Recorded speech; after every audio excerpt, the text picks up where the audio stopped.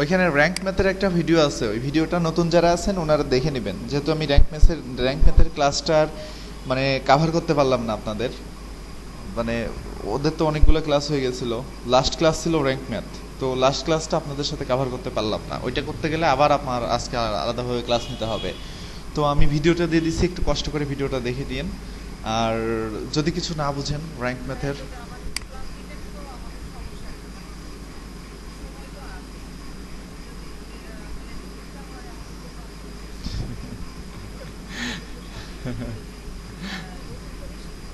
আচ্ছা আচ্ছা আচ্ছা, ঠিক আছে। মানে আগে যা শিখছিলেন আবার রিভিউতে এসে অনেক কিছু নতুন লাগতেছে, এরকম বলতেছেন?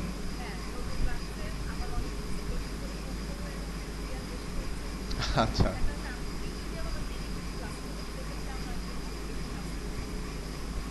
ওকে ওকে, ঠিক আছে তাহলে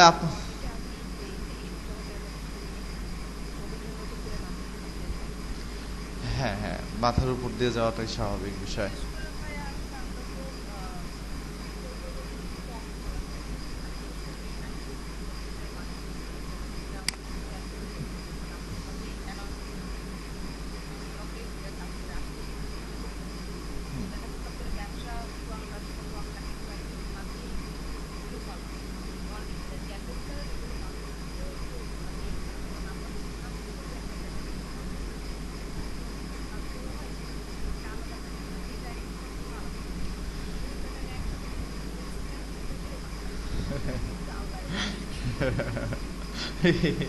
এই প্যাটার্নের সাথে ওই প্যাটার্ন তো জীবনে এক হবে না, বুঝছেন?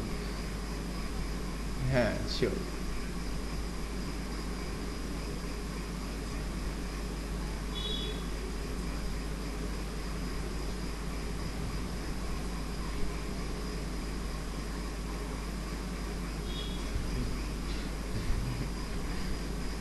হ্যাঁ হ্যাঁ হ্যাঁ,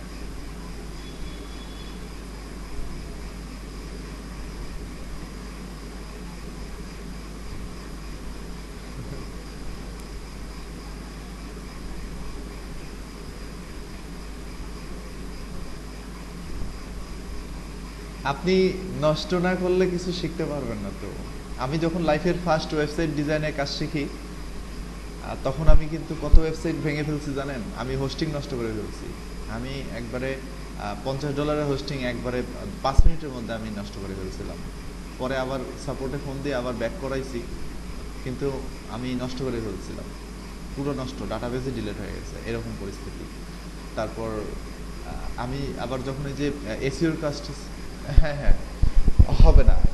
আবার এসইওর কাজ, এসইওর কাজ যখন আমি শিখি, মানে 2014 সালের দিকে আমি যখন এসইওর কাজ শিখি, তখন কিন্তু আমাকে ওয়ার্ডপ্রেস শেখানো হয়নি, আমাকে র্যাঙ্ক ম্যাথ শেখানো, মানে তখন ইয়োস্ট এসইও ছিল, র্যাঙ্ক ম্যাথের মতোই একটা প্লাগইন, ওটার নাম হচ্ছে ইয়োস্ট এসইও।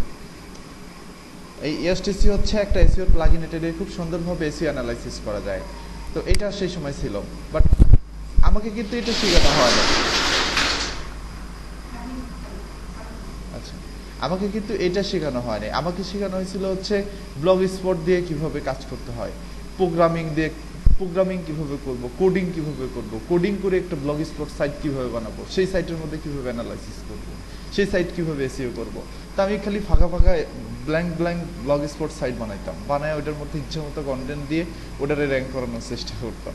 কত সাইট এইভাবে মনে করেন যে হারাই গেছে, কত সাইট গুগলে পেনাল্টি খাইছে, কতগুলো কিওয়ার্ড স্টাফিং ধরা খাইছে অ্যালগরিদমের কাছে। তারপরে কত সাইট গুগল থেকেই ব্যান হয়ে গেছে, কত ডোমেইন ফেসবুক থেকে ব্লক হয়ে গেছে, কত কিছু হয়েছে। এগুলো হওয়ার পরে বুঝলাম, ও আচ্ছা, ফেসবুকে এই কাজ করা যাবে না, করলে ফেসবুক ডোমেইন ব্লক করে দেয়। তারপরে এসে বুঝলাম যে ও আচ্ছা, এই কাজ করলে না কিওয়ার্ড স্টাফিং হয়ে যায়, তখন গুগল না একবারে ধরে পেনাল্টি দিয়ে দিবে, তাহলে আমার জীবনও এই কাজ আর করা যাবে না। তো এইভাবেই আসলে শিখতে হবে, বুঝছেন? নষ্ট না করলে, হাত না দিলে হবে না, আপনাকে করতে হবে এটা। ওকে, আমরা এখানে ব্যাক আসি, দেখেন আমার অর্গানিক রিসার্চটা একটু করে নিই এখানে।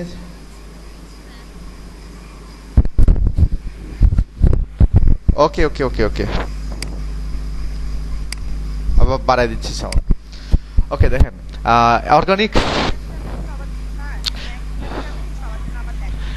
ওকে ওকে, এটা এটা এটা এটা শেষ করি, এটা শেষ করি।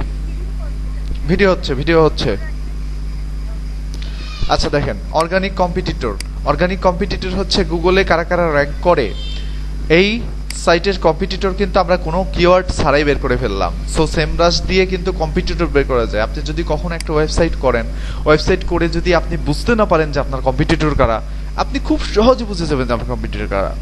যেমন আমার ওয়েবসাইটটা কিন্তু আরেকটা ওয়েবসাইট আপনারা দেখছেন, আমার আরেকটা ওয়েবসাইট আছে, আমার কিন্তু দুটো ওয়েবসাইট আছে। একটা হচ্ছে এই যে group by SA tools Bangladesh বা group by SA tools BD লিখলে যে সাইটটা সবার আগে গুগলে ফার্স্টে খুঁজে পাবেন এবং যে গুগল ম্যাপটা খুঁজে পাবেন এটাই আমার। তো এখান থেকে সাইটটা আমি কপি করি, হ্যাঁ, কপি লিংক অ্যাড্রেস, এটা এসে আমি সেমরাশে এখানে ফেললাম। ফেলে জাস্ট আমি আমার সাইটের কম্পিটিটর অ্যানালাইসিস করি। দেখেন আমার সাইটের কম্পিটিটর কারা। আমার এই সাইটের সাথে মনে হয় আপনারা পরিচিত না। No result found Bangladesh. এই যে এরা আমার computer, fozenfry.com, groupbysetools.com, supremeseo.com, toolstone.com, toolszap.com, groupbysetools.org, .net, এগুলো কিন্তু সেই লেভেলের সাইট, মানে এগুলো ইন্ডিয়ান সাইট। এরা কিন্তু গুগলে মনে করেন অনেক দিন হলে আছে, মানে আমি যতদূর জানি এরা 3 থেকে 4 বছর হলে গুগলে র্যাঙ্ক করে আছে। বাট দেখেন সবাইকে পিছনে ফেলে কোথায় আমি একে, কেউ আমাকে বিট করতে পারে না এই যে এইসব। এবং আমার 2টা পেজ র্যাঙ্ক করে, রিকোয়েস্ট প্যাকেজও র্যাঙ্ক করে, 2টা পেজ র্যাঙ্ক করে, এই 2টা পেজই আমার। আমি একেবারে 2টা পজিশন ধরে রাখছি আমার সাইটের। এই নিচে যতগুলো আছে দেখেন যে এই সাইটগুলোর যতই হাই অথরিটি হোক, এই যে এই সাইট 2017 সালে খোলা ডোমাইন।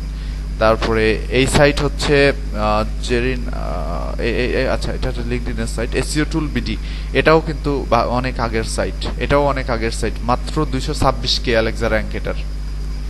আর আমার অ্যালেক্সা র্যাঙ্ক কত দেখেন, আমার অ্যালেক্সা র্যাঙ্ক মনে হয় মিলিয়নের উপরে হবে, 726-76K। তো আপনারা এক কাজ করেন, এই সেমরাশে যে কোনো একটা ডোমেইন আপনারাও একটু অ্যানালাইসিস করেন। আমি আপনাদের 5 মিনিট টাইম দিচ্ছি।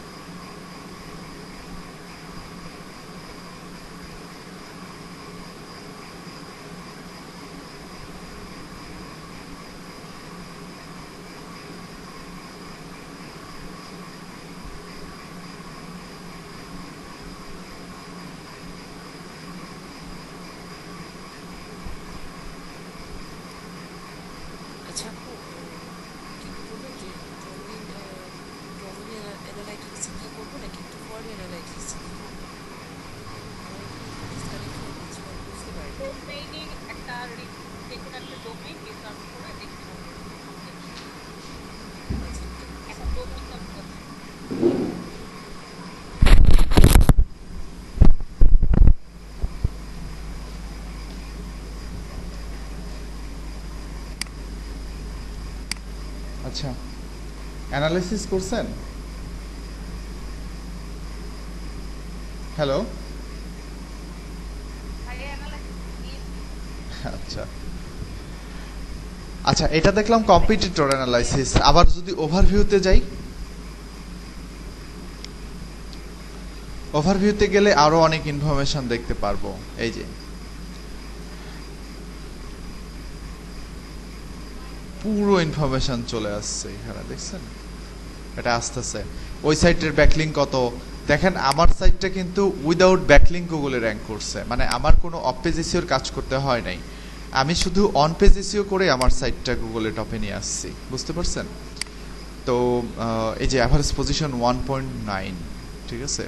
তো এখানে group by SEO tools BD লেখেন, যাই লেখেন না কেন, সব কিছু লিখলেই আমাকে, এই যে এটা লিখলেও আমি টপে আছি।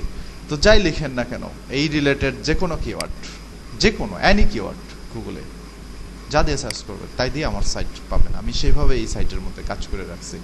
এবং মানে আপাতত কারোর ক্ষমতা নাই যে এই সাইটকে বিট করে নিচে নামে। আপাতত এখানে যারা আছে, আর আমার সবার সাইট অ্যানালাইসিস করা আছে। যখন আমি ফার্স্টে এই সাইট নিয়ে কাজ করি, আমি কাজ করার আগেই অ্যানালাইসিস করে ফেলছি আমার কম্পিটিটরদের। এই যে এরা কিন্তু আমার কম্পিটিটর, যারা র্যাঙ্ক করেছিল গুগলে আগে, আমার কিন্তু অস্তিত্ব এখানে ছিল না।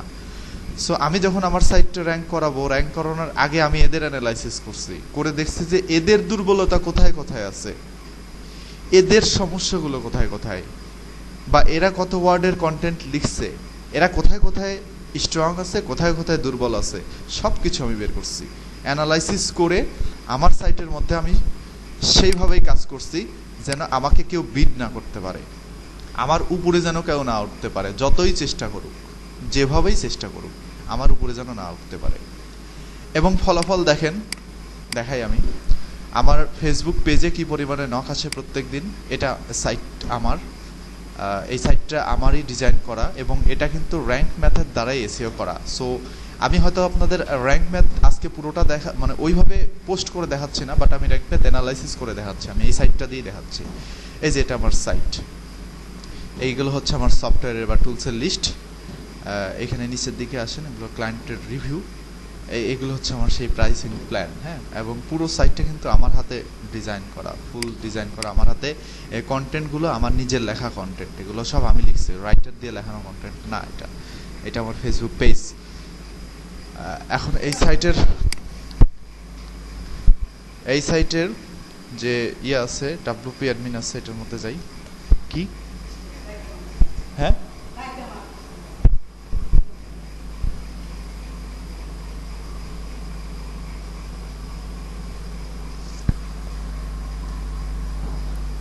যারা ওয়ার্ডপ্রেসের ড্যাশবোর্ডে ঢোকেন নাই আগে, তাদেরকে আমি বলতেছি যে ওয়ার্ডপ্রেসটা কিভাবে ইনস্টল করতে হয়। এটা আমি আপনাদের একটা আলাদা ক্লাস ভিডিও করে দেখাবো, কারণ আজকে ক্লাসে যদি ওয়ার্ডপ্রেস দেখাতে যাই, আজকে আর কোনো কিছুই শেষ করতে পারবো না, না র্যাঙ্ক ম্যাথ না ওয়ার্ডপ্রেস, কোনো কিছুই না।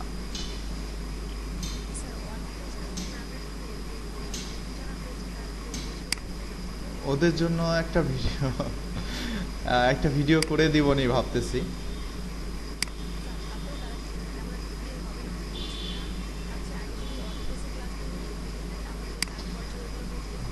তাহলে তো পুরো তাহলে তো আহ, তাহলে তো পুরো ক্লাসটাই ইয়া করতে হবে। আচ্ছা, আমার সাইটের মধ্যে ঢুকবো না।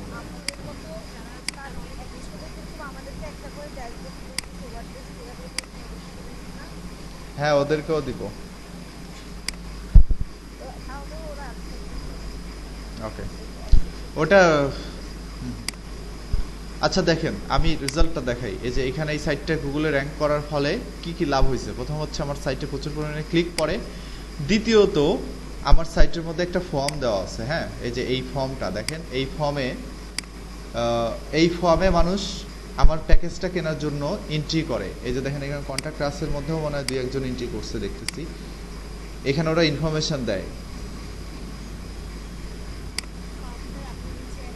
হ্যাঁ হ্যাঁ হ্যাঁ, ফর্মটা আমি অ্যাড করছি। এখানে 24টা এন্টিটি, এখানে 24 জনের কাছেই আমার প্যাকেজ সেল হয়েছিল, এটা অনেক আগে। এবং মাঝে মাঝে এখানে ফর্মে মানুষ ইয়ে করে আর কি, নক করে আমাকে, ফর্মের দ্বারা নক করে, ফোন নাম্বার দেয়। এখান থেকে কল করলেই ওদেরকে ওরা প্যাকেজগুলো কিনে নেয়, বুঝছেন, যে কে কোন প্যাকেজ কিনবে এখান থেকে সিলেক্ট করে ফর্মগুলো দেয়। তো এদেরকে ক্লিক করলেই জাস্ট, এদেরকে কল করলেই জাস্ট আমার প্যাকেজটা সেল হয়ে যায়। তার মানে কি, আমার কাস্টমারকে খুঁজতে হচ্ছে না, কাস্টমার এসে আমাকে খুঁজতেছে। আমার কোনো টেনশনই নেই এখানে গুগলে র্যাঙ্ক করানোর পরে, কারণ আমার যারা ক্লায়েন্ট আছে ওরা আমার ফেসবুক পেজের মধ্যে চলে যায় ডিরেক্ট, বুঝতে পারছেন, আমার ফেসবুক পেজের মধ্যে যায় ম্যাক্সিমামই। গুগল থেকে সার্চ করে আমার সাইটটা খুঁজে পায়, সাইটের মধ্যে গেলে ফেসবুক পেজ পায়, ফেসবুক পেজে ঢুকে আমার ওইখানে ক্লিক করে আমার পেজে মেসেজ দিয়ে ওরা আমার প্যাকেজ কিনে ফেলে। ইভেন আমার প্রত্যেক দিনে 1টা 2টা 3টা 4টা এরকম করে আমার সেল থাকেই প্রত্যেক দিন অটোমেটিক্যালি। আমি কোথাও মার্কেটিংয়ে করতে যাই না, বুস্টও করতে যাই না, দুটো মানুষকে বলতেও যাই না ভাই আমার এই যে একটা বিজনেস আছে, এই যে আমার সফটওয়্যার সেল করি, তুমি আসো আমার এখানে নেও, কাউরে মেসেজও দেই না, কিচ্ছু করি না। আমি জাস্ট গুগলে র্যাঙ্ক করায় দিয়ে বসে আছি, আমার কোনো কাম নাই আর, শেষ। তো এই হচ্ছে সুবিধা। হ্যাঁ, আচ্ছা,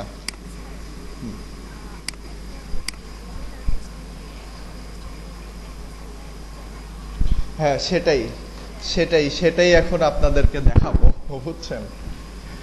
আচ্ছা, তাহলে শুরু থেকে আমরা শুরু করি। হ্যাঁ, একবারে র্যাঙ্ক ম্যাথ পর্যন্ত চলে যাব আজকে, যদিও সময়ে মিলবে কিনা জানি না, তারপরেও শুরু থেকে শুরু করি। ডোমেইন হোস্টিং কোথা থেকে কিনবো? ডোমেইন কি? ডোমেইন হচ্ছে একটা আইপি। ওকে, ডোমেইন হচ্ছে একটা আইপি। এই আইপির যে ডিএনএস সার্ভার, এই আইপিটা যখন আমরা ডিএনএস সার্ভারের সাথে কানেক্ট করি তখন এটাকে নামে কনভার্ট করা যায়। ওকে, এই আইপিকে ডিএনএস সার্ভারের সাথে কানেক্ট করলে এটাকে নামে কনভার্ট করা যায়। তো ডোমেইনটা আর হোস্টিংটার ব্যাপার হচ্ছে, আমি মিউট করে দিচ্ছি সবাইকে।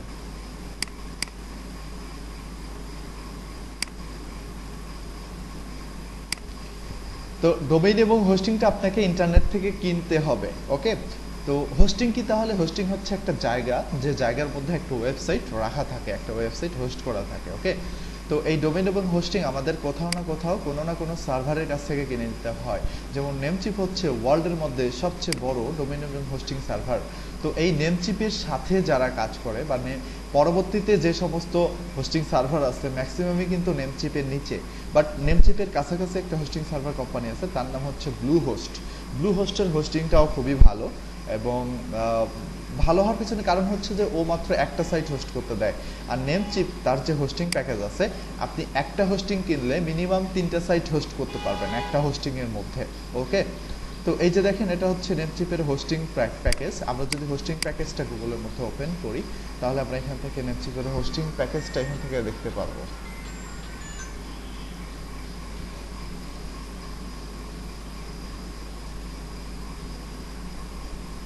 এখানে আমরা শেয়ার্ড হোস্টিংয়ে ক্লিক করি। এটা হচ্ছে নেমচিপের শেয়ার্ড হোস্টিং। দেখেন এটা হচ্ছে প্রায় $2 কাছাকাছি পার মান্থ, মানে ওভারঅল 1 বছরের জন্য যদি কিনেন আপনারা এখানে প্রায় $18 কাছাকাছি, 18 বা $20 কাছাকাছি আপনার এটা খরচ হবে এই হোস্টিংটা কিনতে। আপনি 20 জিবি এসএসডি পাবেন, আপনি 3টা ওয়েবসাইট হোস্ট করতে পারবেন এই 20 জিবির মধ্যে।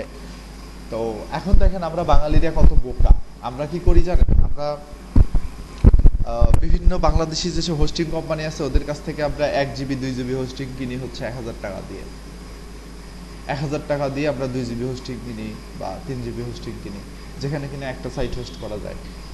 অথচ নেমচিপে 20 জিবি এসএসডি স্টোরেজ কেনা যায়, যেখানে 3টা ওয়েবসাইট হোস্ট করা যায়, যেটার কিনা দাম হচ্ছে মাত্র $18, বাংলাদেশি টাকায় কনভার্ট করলে 1500 টাকার মতো আসে। কোনটা ভালো আপনি বলেন? 1000 টাকা দিয়ে 1 জিবি হোস্টিং কেনা ভালো, যেখানে একটা সাইট হোস্ট করা যায়, নাকি 1500 টাকা দিয়ে 20 জিবি হোস্টিং কেনা ভালো, যেখানে 3টা সাইট রাখা যায় এবং যেখানে আপনি লাইভ সাপোর্ট পাচ্ছেন এনএমসি থেকে, এবং কখনো আপনার সার্ভার কোনোদিনও ডাউন হবে না, কোনোদিনও আপনার সার্ভার ডাউন হবে না, গ্যারান্টি। তো এই হচ্ছে প্রবলেম। এটা হচ্ছে স্টেলার প্লাস, এটা খুব পপুলার একটা প্যাকেজ নেমচিপের। এটার প্রাইস হচ্ছে প্রায় 30-র উপরে, $30 কাছাকাছি। আর হচ্ছে এটা এটা আনলিমিটেড এসএসডি, একবার আনলিমিটেড। আর এটার মধ্যে আপনি ডোমেইন অনেকগুলো রাখতে পারবেন, আনলিমিটেড ওয়েবসাইট হোস্ট করতে পারবেন, আপনি ইচ্ছা মতো যতগুলো চান ততগুলো হোস্ট করতে পারবেন। আচ্ছা, আপনাকে যা $22.5 খরচ করতে হবে। আর এটার প্রায় এটা 50 জিবি এসএসডি আছে এখানে, এটা হচ্ছে $52 এটার দাম। এখানে আপনি আনলিমিটেড ওয়েবসাইট রাখতে পারবেন, যতগুলো ওয়েবসাইট আপনার মনে চায় ততগুলো ওয়েবসাইটে আপনি রাখতে পারবেন। এবং সাথে আপনি ফ্রি সিডিএন পাবেন। সিডিএন কি? এগুলো খুবই টেকনিক্যাল বিষয়, মানে সিডিএন হোস্টিং, তো বা সার্ভার রেসপন্স, এইচটিটিপি রেসপন্স, খুবই টেকনিক্যাল বিষয়, আপনাদের অনেক কাছে একটু কঠিন লাগতে পারে। আমি বলে দিই, সিডিএন হচ্ছে আপনারা সার্চ করলে পাবেন, এই যে কন্টেন্ট ডেলিভারি নেটওয়ার্ক, এটাকে বলা হচ্ছে সিডিএন। আপনার যদি কখনো ওয়েবসাইটের কন্টেন্ট অন্য কোথাও হোস্ট করে রাখার প্রয়োজন হয়, বা অন্য কোনো জায়গার হোস্টিংয়ের সাথে কানেক্ট করার প্রয়োজন হয়, বা আপনার সাইটটা একটু সার্ভার রেসপন্সটা বাড়ানোর মানে দরকার হয়, তখন আপনি আপনার সাইটটা সিডিএন এর সাথে অ্যাড করে দিতে পারেন। তো খুব ভালো একটা সিডিএন আছে যার নাম হচ্ছে ক্লাউডফেয়ার একটা খুব মানে বেটার একটা সিডিএন। এটার সাথে সাইটটা যদি আপনি অ্যাড করে দেন, তাহলে আপনার সাইটটা লোডিং টাইম অনেক বেড়ে যাবে। ওকে, তো বাট ক্লাউডফেয়ারের সাইটটা অ্যাড করলে সাইটের লোডিং টাইম বাড়ে, কিন্তু সাইটের মধ্যে কিছু এক্সট্রা ফিচার যোগ হয়ে যায়, কিছু এক্সট্রা বিষয় চলে আসে। যেমন আমি একটা জিনিস দেখাই,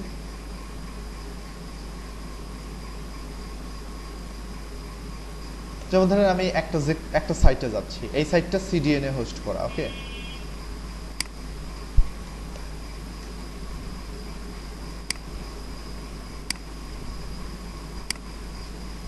ধরেন এই সাইটটাতে যাচ্ছি, দেখেন এই সাইটটা সিডিএন সাইটগুলো এরকম হয়, সাইটগুলো খুবই ফাস্ট, কিন্তু একটা প্রবলেম আছে, মানে সাইটটা লোড নেওয়ার আগে 5 সেকেন্ড বা 10 সেকেন্ড আপনার হচ্ছে সিডিএন এর যে ফিচারটা আছে ওই ফিচারটা শো করে। এটা মনে হয় সিডিএন ছাড়াই ফেলছে। যাই হোক, সিডিএন নিয়ে আপনাদের সাথে পরে অনেক কথা বলবো না আবার। তো এই হচ্ছে হোস্টিং প্ল্যানের বিষয়। তো আমরা এই নেমচিপ থেকে ডোমেন এবং হোস্টিং কিনবো। যখন আমরা ডোমেন এবং হোস্টিং কিনবো, ডোমেন হোস্টিং কিভাবে কিনবো এটা আপনারা একটু ট্রাই করেন, এটা আমি এখন দেখালাম না। ডোমেন হোস্টিং কেনার পরে আমাদের ডোমেন এবং হোস্টিং এর যে অপশনগুলো আছে, অপশনগুলো এখানে এইভাবে দেখা যাবে, এখানে চলে আসবে। ওকে,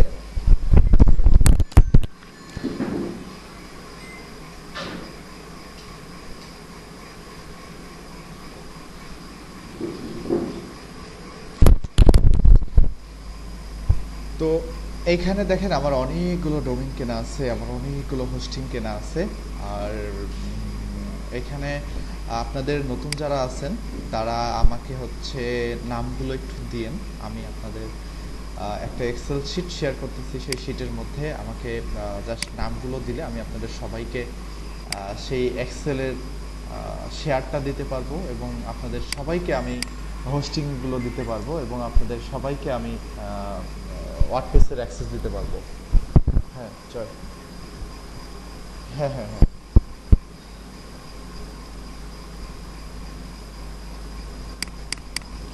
শরীর খারাপ?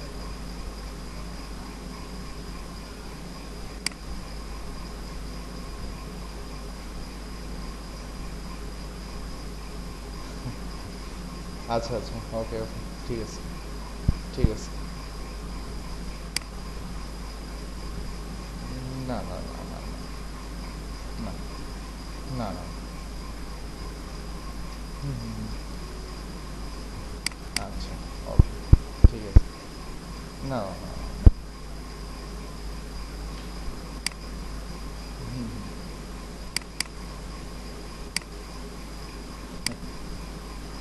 ঠিক আছে, ঠিক আছে, ওকে।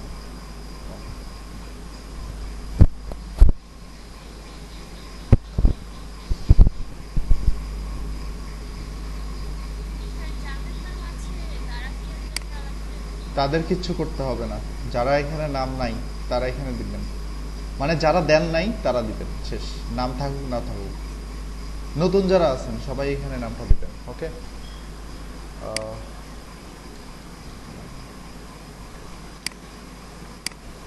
এই যে এই জায়গাটায় আপনার নাম, আপনার ইমেলটা বসাবেন, নাম এখানে, নাম এখানে ইমেল, আর কিচ্ছু করতে হবে না, এই বাকিগুলো আমি দিয়ে দিব, দিয়ে দিচ্ছি, দিচ্ছি তো এখানে আমি।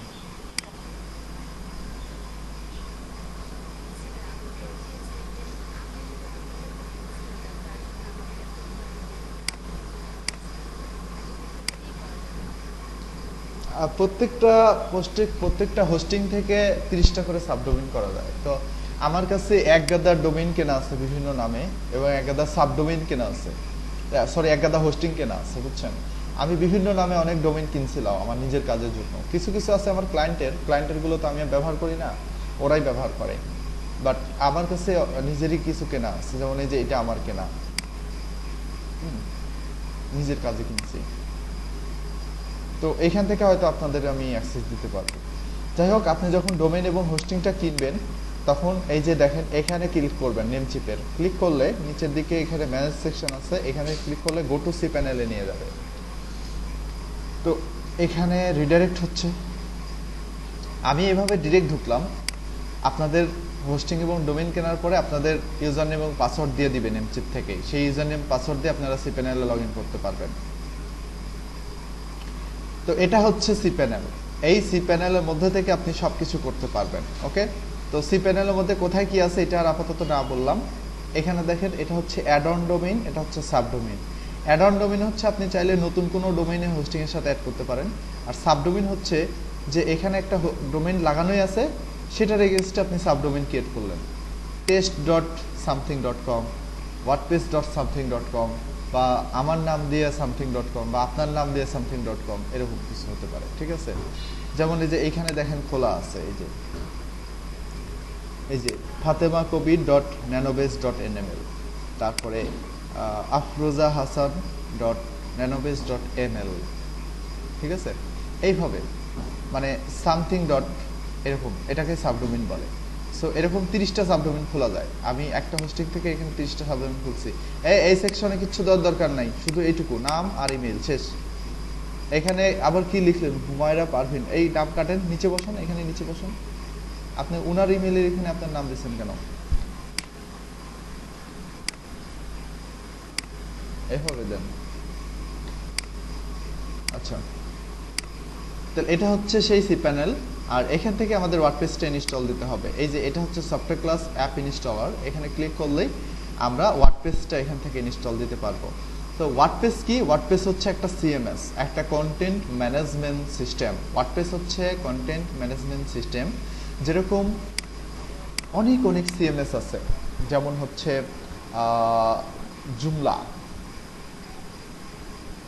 জুমলা একটা সিএমএস, তারপর হচ্ছে ওপেন কার্ট একটা সিএমএস। কিন্তু এই যে ওপেন কার্ট দিয়ে অনেকে ই কমার্স সাইট বানায়। তারপর হচ্ছে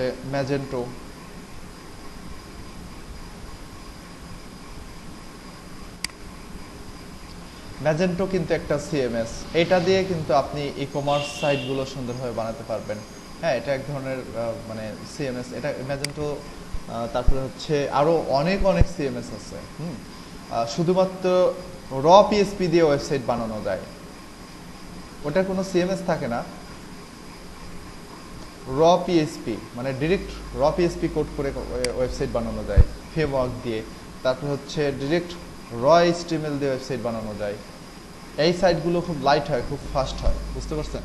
তো এরকম ওয়েবসাইট বানানোর অনেক অনেক ওয়ে আছে, অনেক অনেক মাধ্যম আছে, যে সমস্ত মাধ্যম দিয়ে আপনি খুব সহজে ওয়েবসাইট বানাতে পারবেন। ঠিক ওয়ার্ডপ্রেসও একটা সিএমএস, ওয়ার্ডপ্রেসও একটা মাধ্যম, যে মাধ্যমে আমরা খুব অল্প সময়ের মধ্যে একটা ওয়েবসাইট বানায় ফেলতে পারবো। তো ওয়ার্ডপ্রেসটা এখান থেকে ইনস্টল দেওয়ার জন্য জাস্ট সফটওয়্যার ক্লাস অ্যাপ ইনস্টলে ক্লিক করার সাথে সাথে এই অপশনগুলো চলে আসবে, এখান থেকে জাস্ট ইনস্টলে ক্লিক করলেই হবে।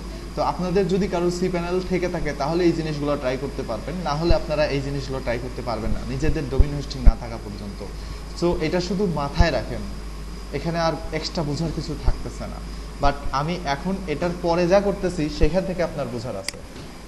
আমি একটু পাসওয়ার্ডটা রাখি, কারণ আমার এই পাসওয়ার্ডগুলো খালি হারায় যায়।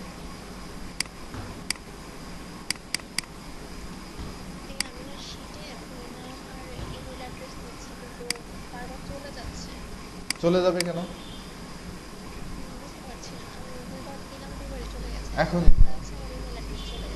এখন দেন তো দেখি।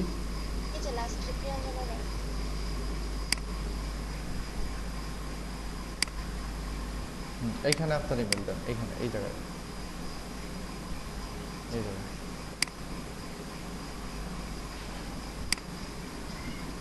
আচ্ছা, তো এই হচ্ছে ওয়ার্ডপ্রেস। জাস্ট এখন যদি আমি ইনস্টলে ক্লিক করি তাহলে এখন ওয়ার্ডপ্রেসটা ইনস্টল হয়ে যাবে।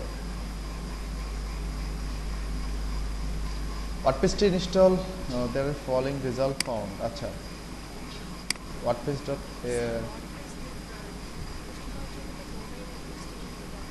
হ্যাঁ হ্যাঁ এগুলো দরকার হয়। আচ্ছা আমাদের একটু প্যানেলে যেতে হবে। না না না এগুলো দরকার হয় না। আপনি চাইলে লোকাল হোস্টে করতে পারেন WordPress ইনস্টল। ওকে আচ্ছা আমাদের একটা নতুন সাবডোমেইন বানাতে হবে। সাবডোমেইন বানায় WordPress ইনস্টল করি, কারণ এখন এটার মধ্যে যে কয়েকটা সাবডোমেইন আছে সবগুলো দিয়ে WordPress করা আছে। ওকে আচ্ছা আমি এখানে টেস্ট ডট সামথিং এটা দিয়ে দিলাম সাবডোমেইন, নতুন একটা সাবডোমেইন।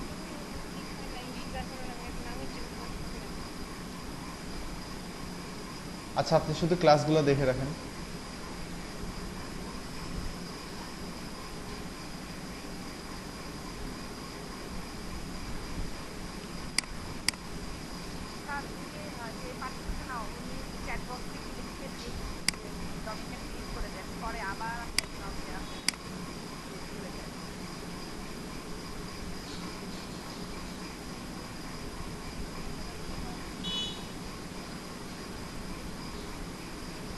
কি লিখছে ওই উনি কই লাস্টে সে কিছু বুঝতেছেন না। আমি কি বুঝাচ্ছি বলে দিই। আজকে আমাদের ক্লাস হবে হচ্ছে র্যাঙ্ক ম্যাথ এবং WordPress এর উপরে। ওকে তো কিভাবে WordPress ইনস্টল দেয় সেটা আমি এখন দেখাই দিচ্ছি। WordPress ইনস্টল দেওয়ার পর WordPress ইনস্টল দেওয়ার পরে থেকে আপনারা বুঝবেন ভালো করে। WordPress ইনস্টল দেওয়ার আগ পর্যন্ত না বুঝলেও হবে। এখান থেকে কোন সাবডোমেইনের মধ্যে WordPress ইনস্টল দিতে হচ্ছে সাবডোমেইনটা এখান থেকে সিলেক্ট করতে হবে। সিলেক্ট করে জাস্ট ইনস্টলে ক্লিক করতে হবে।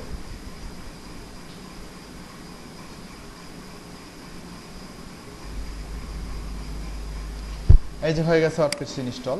জাস্ট এখন আমি এখানে এই লিংকটা ওপেন করব। আমারটা ওপেন করলে ডিরেক্ট ঢুকে যাচ্ছে, আপনারটাতে ডিরেক্ট ঢুকবে না, ইউজার নেম এবং পাসওয়ার্ড চাইবে। তখন ইউজার নেম হিসেবে আপনি যে ইউজার নেমটা দিয়েছিলেন সেটা দিবেন, পাসওয়ার্ড হিসেবে যে পাসওয়ার্ডটা আমি দিয়ে দিছি সেটা দিবেন। এই যে এখানে আপনাদের ইউজার নেম এবং পাসওয়ার্ড আমি এভাবে দিয়ে দিব। ইউজার নেম সবারই সেম থাকবে অ্যাডমিন, আর পাসওয়ার্ডটা এই যে এইভাবে আমি বসাই দিব যে কার পাসওয়ার্ড কোনটা। ঠিক আছে আমি লিংকটা নিউ ইনকগনিটো মোডে ওপেন করে দেখাই দিচ্ছি যে আপনাদের কিভাবে WordPress-এ লগ ইন করবেন। এই যে এইভাবে ক্লিক করবেন, লিংকটাতে ক্লিক করবেন, এরকম ইউজার নেম এবং পাসওয়ার্ড চাইবে। ইউজার নেমটা অ্যাডমিন দিবেন, আর পাসওয়ার্ডের জায়গায় আমি যে পাসওয়ার্ডটা এক্সেল শিটের মধ্যে দিয়ে দিব, এই যে এখানে কই গেল, এই যে এইখানে আমি যে পাসওয়ার্ডটা দিয়ে দিব সেই পাসওয়ার্ডটা দিবেন। ওকে তাহলেই হবে আর কি। ওকে তো এখন আমরা আবার ব্যাক করি, এটার মধ্যে না থাকি। এই যে WordPress ইনস্টল হয়ে গেছে। হ্যাঁ এখন থেকে আপনারা বুঝেন, এখন থেকে আপনারা বোঝা শুরু করেন এবং এখন থেকে ভালোভাবে মনোযোগ দেন। আমি বলতেছি দেখেন এটা হচ্ছে WordPress ড্যাশবোর্ড। আমি জাস্ট WordPress-টা ইনস্টল দেওয়ার সাথে সাথে যদি ভিজিট মাই সাইটে ক্লিক করি তাহলে আমি যে সাবডোমেইনটা ক্রিয়েট করছি সেই সাবডোমেইনের বর্তমান চেহারা দেখতে পারবো। এই যে দেখেন এখন কিন্তু এই ওয়েবসাইটটা দেখতে এরকম লাগতেছে, তার মানে অলরেডি আমরা একটা ওয়েবসাইট খুলে ফেলছি। ওকে অলরেডি আমরা একটা ওয়েবসাইট খুলে ফেলছি। সো নেক্সট কাজ কি আমাদের? নেক্সট কাজ হচ্ছে যে এই WordPress-এর প্রত্যেকটা ফিচার বোঝা এবং আমরা এমনভাবে প্রত্যেকটা ফিচার নিয়ে আলোচনা করব যেন আমরা এই ওয়েবসাইটটা সুন্দরভাবে এডিট করতে পারি, সুন্দরভাবে ডিজাইন করতে পারি। তো দেখেন ফার্স্টে যে সেকশনটা এটা হচ্ছে ড্যাশবোর্ড সেকশন। এই ড্যাশবোর্ড সেকশনের মধ্যে তেমন কিছুই থাকে না, জাস্ট আপনাকে ওয়েবসাইটটার কোনো কিছু আপডেট লাগলে বলবে বা আপনার সাইটটা কাস্টমাইজ করতে বলবে, এইগুলো ড্যাশবোর্ডের মধ্যে তেমন কিছু থাকবে না। আপডেট সেকশনের মধ্যে তেমন কিছু নাই। এটা হচ্ছে পোস্ট সেকশন, খুব ইম্পর্ট্যান্ট একটা সেকশন। এই পোস্ট সেকশনের মধ্যে থেকে আপনি নতুন নতুন পোস্ট এখান থেকে করতে পারবেন। অ্যাড নিউ পোস্টে ক্লিক করলে এখান থেকে একটা পোস্ট করতে পারবেন। এই পোস্টগুলো কিন্তু ব্লগের পোস্ট। ওকে এই পোস্টগুলো হচ্ছে ব্লগের পোস্ট। সো খুব ইজি। এখানে যদি আমি অ্যাড নিউ পোস্টে ক্লিক করি তাহলে দেখেন এখানে পোস্ট করার অপশন চলে আসবে। কি রে আবার লগ ইন চাই না।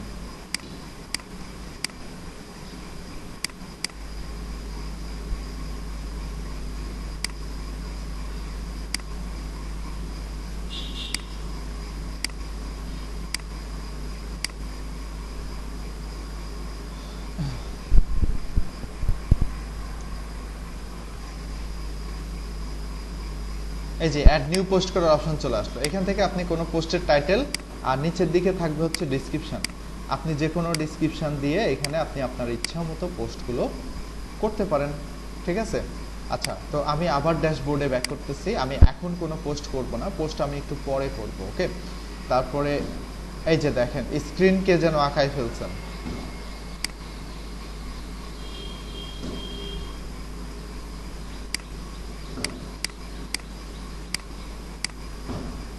এই কাজগুলো কে করলেন?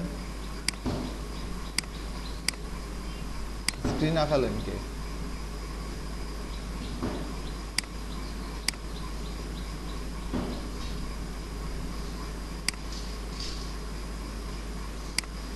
ওকে,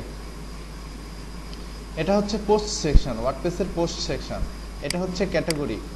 আমি যে পোস্টগুলো করতেছি সেই ব্লগের পোস্টগুলো কোন ক্যাটাগরির মধ্যে যাবে সেটা, ওকে। তো এটা কেমন হয়, এই পোস্টগুলো কেমন হয় আমি একটু দেখাই। আবার যে ওয়েবসাইট আছে group by SEO tools BD লিখে সার্চ করলে আমার সাইটটা পাওয়া যাবে। তো আমার যে ওয়েবসাইট আছে গ্রুপ বাই esiotoolses.com, এই সাইটটার মধ্যে আমি গেলাম। এই সাইটটার মধ্যে থেকে আমি ওই জিনিসগুলো আপনাদেরকে দেখাই দিচ্ছি। আসলাম এই যে ব্লগ সেকশন, এই ব্লগ সেকশনের মধ্যেই কিন্তু পোস্টগুলো থাকে, তাই না? এই যে এইগুলো হচ্ছে পোস্ট, এই যে রিসেন্ট পোস্ট, ঠিক আছে। আমি এই পোস্ট সেকশনের মধ্যে থেকে এই পোস্টগুলো করছি। এই যে আমার এই পোস্ট সেকশনের মধ্যে থেকেই আমি এই পোস্টগুলো করছি। এবং এইখানে নিচে দেখেন কিছু category, SMM, tips, tricks, YouTube earning, এগুলো হচ্ছে ক্যাটাগরি, পোস্টের ক্যাটাগরি। আমি যখন পোস্ট করি কোনো সোশ্যাল মিডিয়া রিলেটেড পোস্ট, যখন আমি আমার ওয়েবসাইটের মধ্যে করব, সেটা কোন ক্যাটাগরির মধ্যে যাবে আমি সিলেক্ট করে দিয়ে পোস্ট করব, তাহলে অটোমেটিক্যালি সেই পোস্টটা সেই ক্যাটাগরির মধ্যে চলে যাবে। এবং সেই ক্যাটাগরিতে ক্লিক করলে ওই ক্যাটাগরির আন্ডারে যতগুলো পোস্ট আছে সমস্ত পোস্ট চলে আসবে। তাহলে এটা হচ্ছে পোস্টের ক্যাটাগরি। তো আশা করি আপনারা ক্যাটাগরি বুঝতে পারছেন। এখান থেকে ক্যাটাগরিগুলো ক্লিক করতে হবে।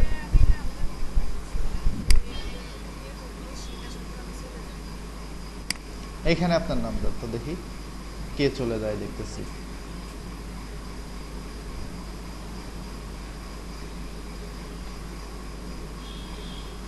এইখানে দেন।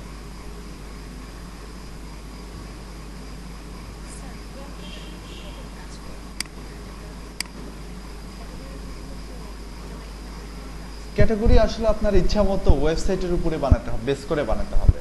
আমার ওয়েবসাইটে আইটি বেস, সো আমি এখানে SEO related, tips tricks related পোস্টগুলো করবো, এই কারণে আমি এই ধরনের ক্যাটাগরি বানাইছি। সো আপনার সাইটটা যদি হেলথ অ্যান্ড, হ্যাঁ হ্যাঁ হ্যাঁ হ্যাঁ, ইয়েস ইয়েস, আপনার যদি এটা হেলথের, রাইট রাইট, আপনার সাইটটা যদি হেলথের উপরে হয় তাহলে আপনার ব্লগ সেকশনে অবশ্যই হেলথ রিলেটেড পোস্টই আপনি দিবেন। এখানে তাহলে ক্যাটাগরিগুলো হবে ফিটনেস, তারপরে হচ্ছে হেলথ অ্যান্ড ওয়েলথ, তারপরে হবে হচ্ছে ইয়োগা, বা বিভিন্ন রকমের হতে পারে, আপনি ইচ্ছা মতো দিতে পারবেন আপনার ক্যাটাগরিগুলো দিয়ে। আপনি ওই রিলেটেড পোস্টগুলো ওই ক্যাটাগরির আন্ডারে করে দিতেন, তাহলে যে পোস্টগুলো করবেন অটোমেটিক্যালি ব্লগের মধ্যে সেই ক্যাটাগরির মধ্যে পোস্টগুলো চলে যাবে, ঠিক আছে।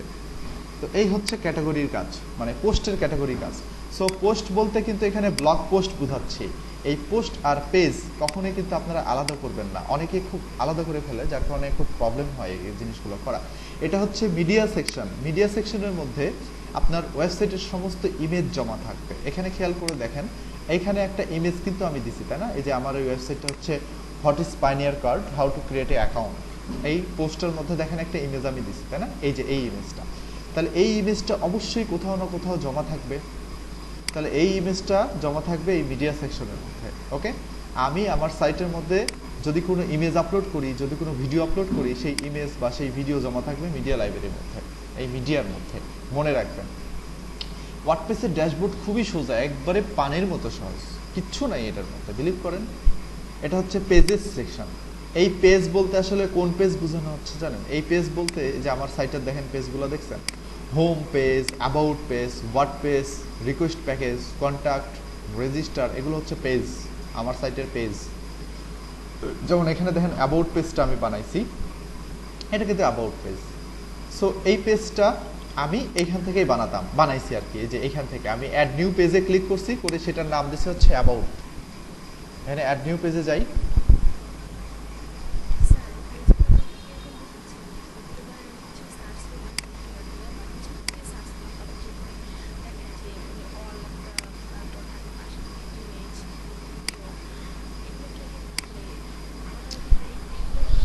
না না, এই যে ওয়েবসাইটের মেনুতে যেগুলো আছে এগুলোই পেজ দেখাচ্ছি আমি, এগুলো পেজ। এটা একটা পেজ, ঠিক আছে, ওয়ার্ডপ্রেসের মধ্যে গেলাম, এটা একটা পেজ, এই পেজটা আমি ক্রিয়েট করছি, যে এখান থেকে ক্রিয়েট করছি, বুঝতে পারছেন? এটা কিন্তু পোস্ট না, এটা কিন্তু পেজ, মানে ভিজিটর এসে আপনার এখানে ঢুকবে। মানে সিম্পল ভাবে চিন্তা করেন, অ্যাবাউট পেজ, কন্ট্যাক্ট পেজ, এখন বুঝতে পারছেন পেজ কি? এটা আমার কন্ট্যাক্ট পেজ, এই কন্ট্যাক্ট পেজটা আমার এখান থেকে বানাতে হয়েছে, বুঝতে পারছেন?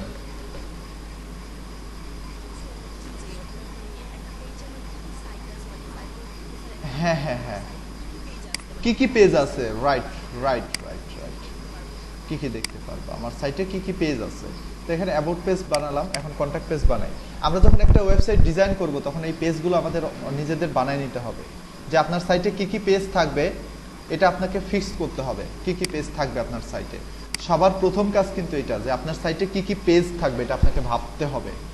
আর একটা সাইটে কিন্তু অ্যাবাউট, কন্ট্যাক্ট, হোম, এই তিনটা কিন্তু থাকেই, তাই না? কমন। আমি যতদূর জানি যে ইন্টারনেটে এমন কোনো ওয়েবসাইট নাই যে সাইটগুলোতে about page, home page, contact page নাই, প্রত্যেকটা সাইটের মধ্যেই থাকবেই। তারপরে টার্মস অ্যান্ড কন্ডিশন পেজটাও থাকে, সব জায়গায় থাকে। রেজিস্টার এখানে থাকে না, কিছু কিছু সাইটে এখানে সাইন আপ লেখা থাকে। ওকে, এখানে একটা পেজ, আর ব্লগ পেজ তো আছেই।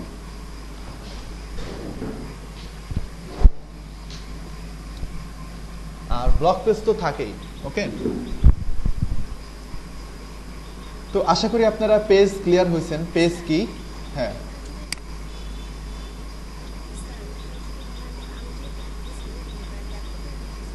হ্যাঁ হ্যাঁ,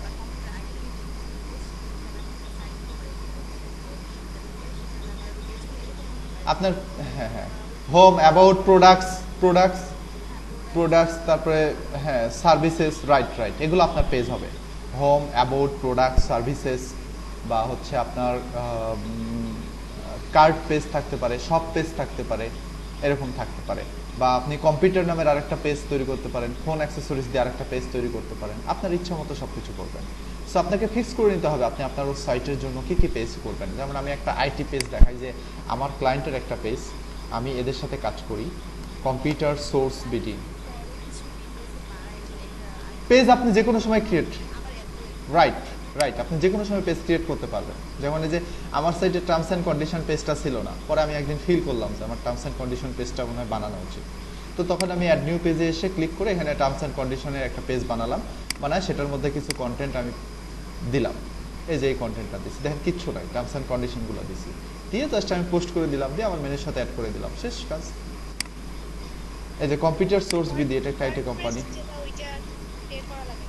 না, কোনো পে করতে হবে না, আপনি জাস্ট সি প্যানেল মানে ওয়েবসাইটের ডোমেইন হোস্টিং কিনলেই শেষ, আপনার কিছু করতে হবে না। আচ্ছা দেখেন এদের পেজগুলো দেখেন, মাত্র 3টা পেজ এদের সাইটে, একটা হচ্ছে হোম, একটা অ্যাবাউট আস, একটা ক্যারিয়ার, 3টা পেজ এদের সাইটে, আর কোনো পেজ নাই। এটা আমার ক্লায়েন্টের ওয়েবসাইট কম্পিউটার সোর্স বিডি। এদের এদের ওয়েবসাইটের এসইওর কাজ আমি মানে হ্যান্ডেল করতাম, বা এখন করতেছি না, এখন শেষ হয়ে গেছে এদের কাজ। ওকে, ডান। এই যে দেখেন যে কথাগুলো আছে, এগুলো কিন্তু ক্যাটাগরি, এগুলো পেজ না, এগুলো প্রোডাক্ট ক্যাটাগরি। বাট মাত্র 3টা পেজ আছে, home page, about page, career page. আমি মনে করি এদের আরও পেজ দেওয়া উচিত ছিল, এখানে প্রোডাক্ট পেজ দেওয়া উচিত ছিল, কিন্তু এরা এখানে কেন যে দিল না। অবশ্য এদের হোম পেজের মধ্যে সমস্ত প্রোডাক্ট শো করানো আছে, স্যার আর পেজ দিবে কেন।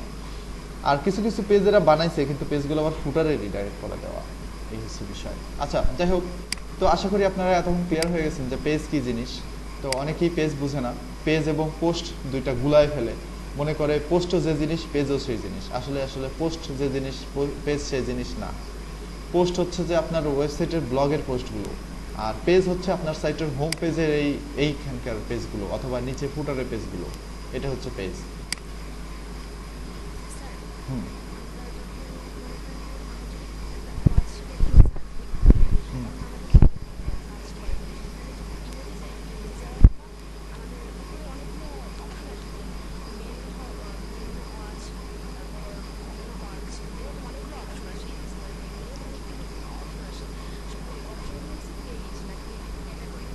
ওগুলো ক্যাটাগরি, ই কমার্স সাইটে ওগুলো ক্যাটাগরি, ওগুলো পেজ না। হ্যাঁ হ্যাঁ হ্যাঁ, ওইগুলো ক্যাটাগরির মধ্যে ওগুলো সাব ক্যাটাগরি, আসলে মূলত ওগুলো ক্যাটাগরিও না, ওগুলো সাব ক্যাটাগরি, বুঝতে পারছেন? ওগুলো হচ্ছে সাব ক্যাটাগরি। আচ্ছা পেজগুলো বানালাম, কমেন্ট সেকশনে আমাদের কোনো কাজ নাই, অ্যাপিয়ারেন্স সেকশনের মধ্যে আমাদের একটু কাজ আছে।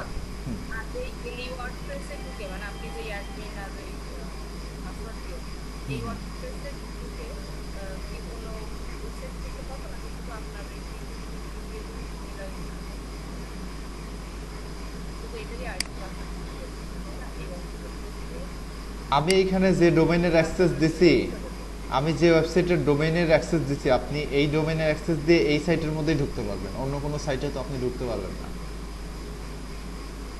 কারণ এখানে দেখেন এখানে সবারই দেখেন ইউজার নেম পাসওয়ার্ড আলাদা, সো আপনি চাইলে আরেকটাতে ঢুকতে পারবেন না। হ্যাঁ, হয়তো আপনি আরেকজনেরটা দেখে ঢুকে ফেলতে পারবেন, বা তো ওনারটাতে ঢুকে আপনি কি করবেন। আর আমারটার মধ্যে তো আরো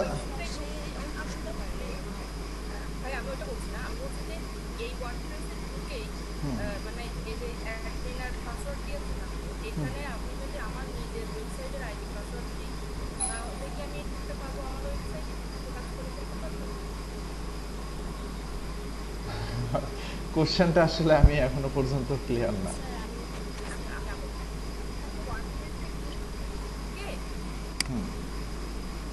এই যে আমি যে ইউজার নেম এবং পাসওয়ার্ড গুলো দিছি,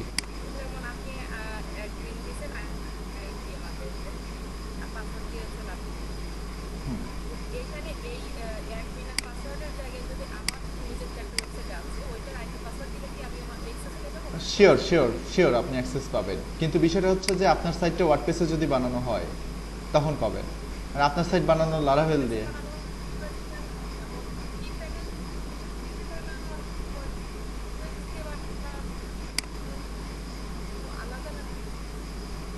না না, এখন কথা হচ্ছে যে সি প্যানেল থেকে আপনি চাইলে ওয়ার্ডপ্রেস ইনস্টল করতে পারেন, আপনি চাইলে জুমলা ইনস্টল করতে পারেন, আপনি চাইলে অন্য সিএমএসও দিতে পারেন, লারাভেলও দিতে পারেন।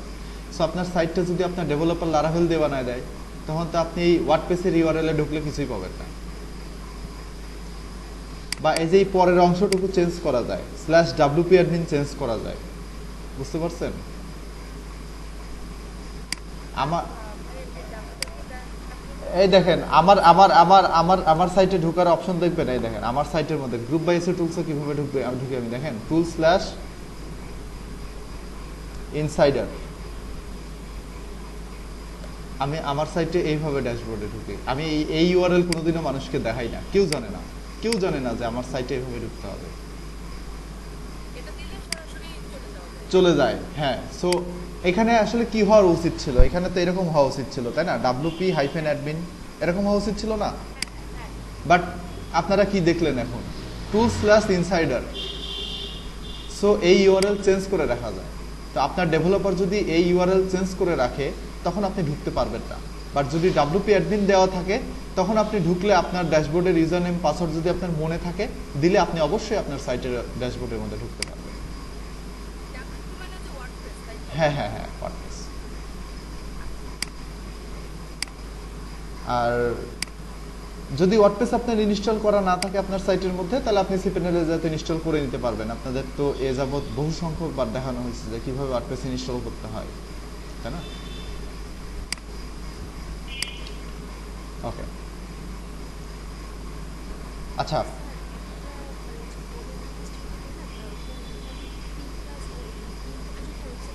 হ্যাঁ হ্যাঁ, না না না না না না, নতুন নতুন ডোমেইন, নতুন ডোমেইন। ধরেন আমার সাইটের নাম হচ্ছে creativeniloy.com, এটা আমার রুট ডোমেইন। তাহলে আমার একটা হোস্ট করা আছে, আমি চাইলে আরো দুটো লাগাতে পারবো। এই দুটোর মধ্যে ধরেন আপনার সাইট হলো একটা, আপনার সাইট something.com, আমি আমার হোস্টিং এর মধ্যে অ্যাড করে নিলাম, তার মানে আপনার সাইটটা আমার হোস্টিং এ হোস্ট করে রাখলো।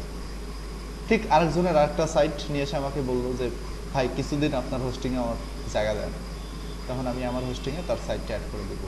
এটা হচ্ছে সেই তিনটা সাইটের অপশন। হ্যাঁ হ্যাঁ হ্যাঁ, তিনটা সাইটই হোস্ট করা যাবে, তিনটা আলাদা আলাদা ডোমেইন।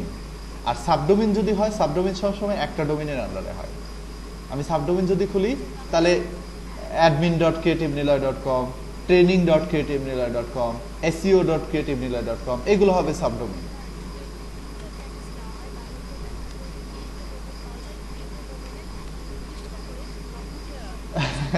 না না না না, তিনটা ডোমেইন মিলেই 30টা।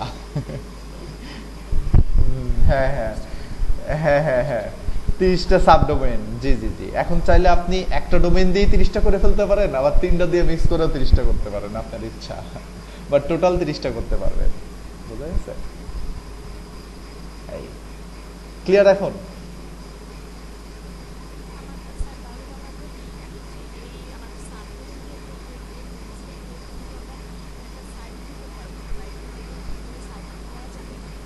সাইট আপনি আপনার ইচ্ছে মতো করেন না, সমস্যা কি? আপনি সাইট করে এখান থেকে সাইট সরায়, এখান থেকে সাইট সরায় নিয়ে যেতে পারবেন, সরায় নিয়ে যেতে পারবেন।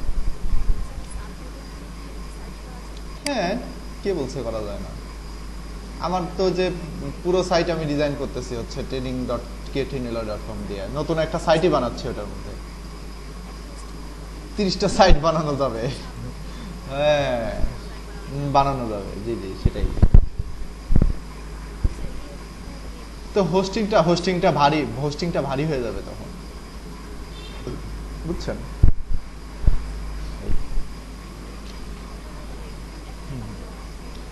হ্যাঁ, 1 থেকে 2টা হলেই না, এত মানে চাপ দিয়ে লাভ কি বলেন?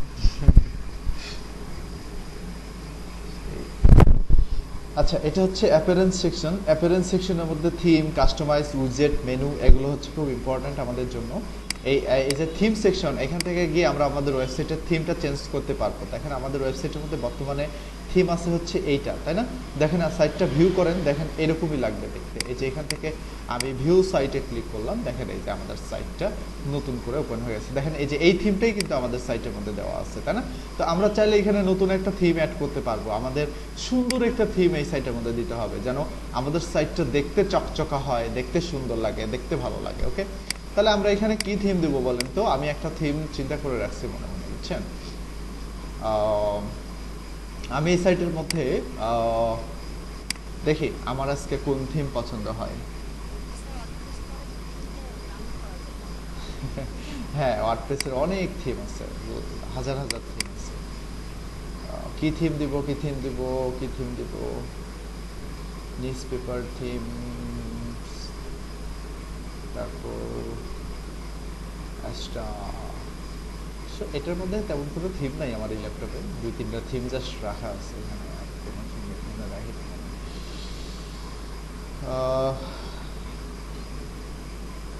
আচ্ছা,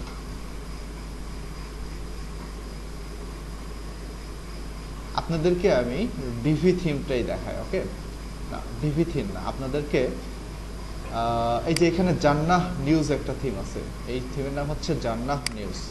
আমার কাছে এই জান্নাহ থিমটা খুব ভালো লাগে। এক্সট্রাক্ট হেয়ার,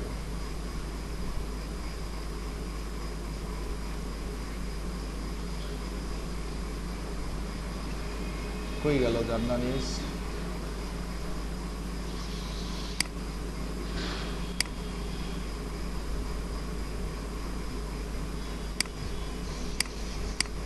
হায় হায়, এক্সট্রাক্ট হচ্ছে না কেন? আচ্ছা থাকবে, ডিভি দিই, ডিভি থিমটাই দিই, তাহলে আপনাদের বুঝতে অনেক সুবিধা হবে। ডিভি থিম দিলে, ডিভিটা জাস্ট এখানে সিলেক্ট করে ইনস্টল দিলাম। ডিভি থিমটা আপনাদের গ্রুপে দেওয়া আছে মনে হয়, হ্যাঁ, আপনারা একটু গ্রুপ থেকে ডিভি থিমটা ডাউনলোড করে নিতেন।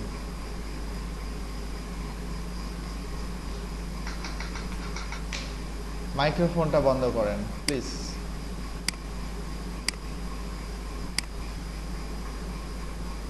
ডিভিটা ইনস্টল দিচ্ছি।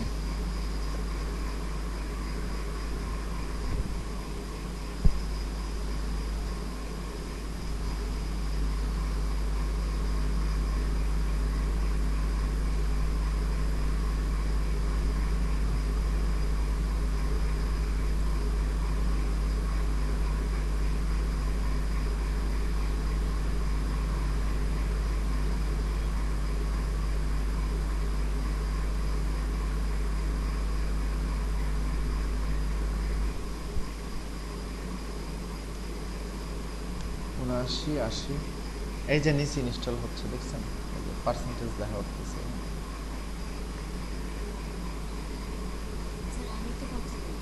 বলেন।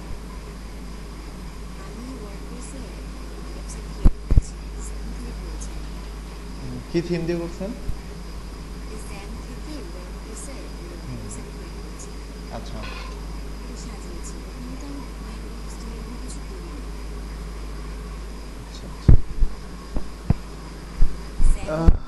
জ্যাম থেকে, হ্যাঁ জ্যাম হচ্ছে লোকাল সার্ভার, বুঝতে পারছেন? তো ওই লোকাল সার্ভারের জন্য তার ডোমেইন হোস্টিং লাগবে না, ওইখানে আপনার পিসিটাই হোস্ট হিসেবে কাজ করতেছে, এবং আপনি ওইখানে আপনার যে মানে নামটা দিচ্ছেন ওই নামটাই হচ্ছে আপনার ডোমেইন হয়ে যাচ্ছে, বুঝছেন? তো দেখেন ডিভি থিমটা সাকসেসফুলি ইনস্টল হয়ে গেল।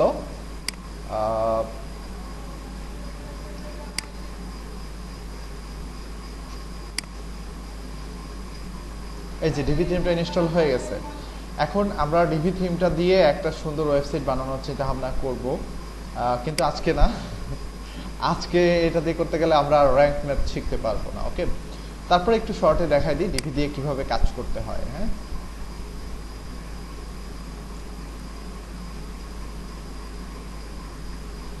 অ্যাড নিউতে গেলাম, এখানে যে কোনো একটা পোস্টের নাম, এখানে একটা যে কোনো ইয়ের নাম দিলাম হোম, পাবলিশ করে দিলাম এটাকে।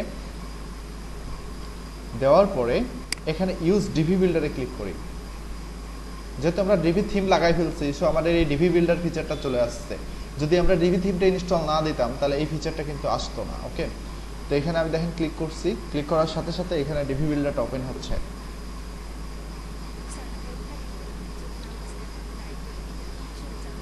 ওয়েবসাইটের হোম পেজ যাবে, এটা হোম পেজটা দেখতে এরকম হবে। আমি এখন যেমন দিব হোম পেজটা ঠিক তেমন হবে, ওকে? তো এখান থেকে আমরা স্টার্ট বিল্ডিং এ ক্লিক করব।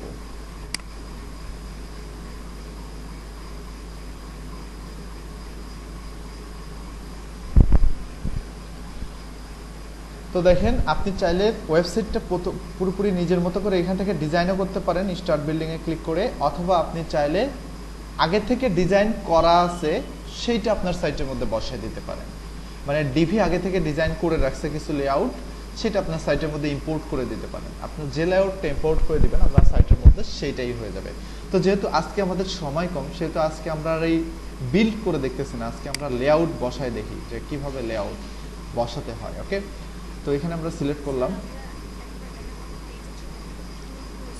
হ্যাঁ হ্যাঁ, এক একটা পেজের জন্য এক একটা লেআউট ইউজ করতে পারবো, বাট একটা লেআউটের মধ্যে আলাদা আলাদা পেজ ক্রিয়েট করা আছে, যে পেজ আছে সেই পেজের মধ্যে আমরা বসাই দিব। আর এখানে আসুন এটা লেআউটগুলো, এই দেখেন ডিভির আগে থেকে এই সাইটগুলো বানানো আছে, এবং এগুলো চাইলে আপনি দেখতে পারবেন কেমন দেখতে। এই যে লাইভ ডেমোতে ক্লিক করেন, একটু ডেমোটা দেখেন, যদি ডেমো পছন্দ হয় তাহলে সেই ডেমোটা সাইটের মধ্যে বসাই দিয়ে আপনি পরে এডিট করতে পারবেন। এই যে আপনি যদি আপনার সাইটের মধ্যে এই ডেমোটা বসান তাহলে আপনার সাইট দেখতে এইরকম হয়ে যাবে, হুবহু, ঠিক আছে?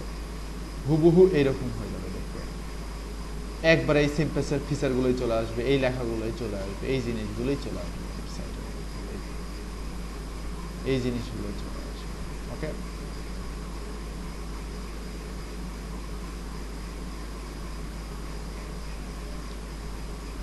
তো সে যাই হোক, আমি এটাই আপনাদেরকে দিয়ে দেখাচ্ছি, এইটাই ইনস্টল দিয়ে দেখাবো আপনাদেরকে, ওকে? তো আমাদের সাইটটা আমরা চাচ্ছি এরকম হতে, তাহলে এখানে ক্লিক করব ইউজ দিস লেআউট। ক্লিক করার পরে দেখেন এখানে আমাদের চাচ্ছে হচ্ছে ইউজার নেম এবং হচ্ছে এপিআই কি।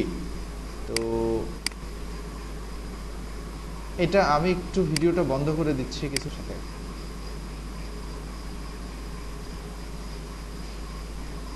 ডিভি থিমের দাম হচ্ছে $299 লাইফ টাইম। তো আমার কাছে যে প্যাকেজটা কেনা আছে সেটা লাইফ টাইম প্যাকেজ, সারা জীবনের জন্য কেনা, আমার আর কোনোদিন ডিভি থিম কেনা লাগবে না। তো আমি লেআউটে ক্লিক করলাম, এখন আমার হোম পেজের মধ্যে ওই সাইটটা বসে যাবে। খেয়াল রাখেন আমার সাইটটা কিন্তু বর্তমানে দেখতে এরকম আছে, আমি লেআউটটা বসানোর পরে দেখেন আমার সাইটটা কেমন চেঞ্জ হয়ে যায়। এটা ওপেন হোক, ওপেন হতে একটু সময় লাগবে, 1 মিনিট, কারণ পুরো ফিচারটা আমার সাইটের মধ্যে ঢুকে যাবে, তো ইমেজ টিমেজ সহ ঢুকে যাবে, সো একটু সময় লাগতেই পারে। সার্ভার থেকে ইমেজ ডাউনলোড হবে, হয়ে সেই ইমেজ আমার সাইটের মধ্যে বসবে, সো একটু টাইম লাগতেই পারে স্বাভাবিক।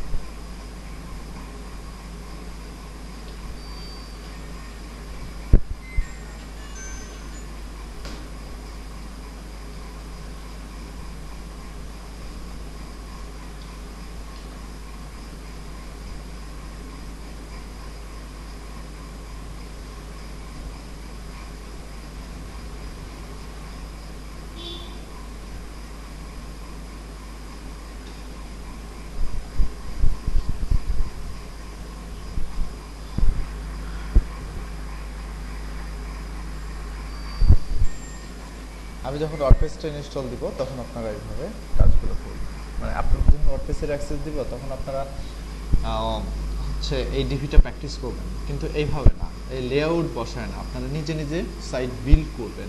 কিভাবে বিল্ড করবেন আমি দেখাই দেবো, ঠিক আছে?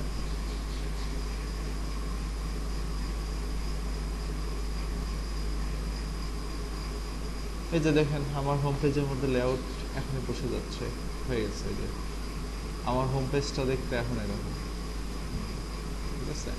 মানে ওই ডেমোতে হুবহু যা ছিল সেরকমই হয়ে গেল কিন্তু আমার সাইটটা। সো আমার কষ্ট করে আর সাইটটা বানাতে হলো না, আমি এখন জাস্ট এই সমস্ত জায়গাগুলো চেঞ্জ করতে পারি, বা এই সমস্ত ডিজাইনগুলো চেঞ্জ করতে পারি, কালার চেঞ্জ করতে পারি, ফিচার চেঞ্জ করতে পারি, হেডিং চেঞ্জ করতে পারি, সব কিছু চেঞ্জ করতে পারি। এটা চেঞ্জ করে আমি এখানে বসাতে পারবো। জাস্ট এখান থেকে আমি সেভে ক্লিক করলাম।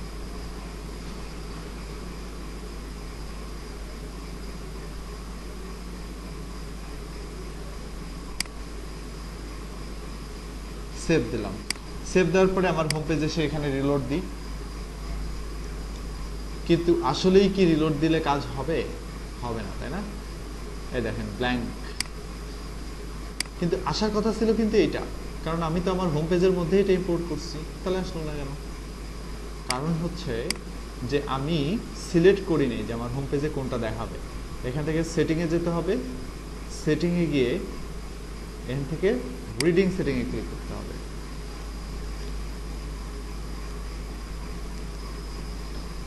রিডিং সেটিংয়ে ক্লিক করার পরে এই যে দেখেন ইওর হোম পেজ ডিসপ্লে, মানে আমার হোম পেজে কোন পেজ ডিসপ্লে করাবে সেটা এখান থেকে লেটেস্ট পোস্ট দেওয়া আছে। এটা না দিয়ে আমি এখান থেকে স্ট্যাটিক পেজ সিলেক্ট করব।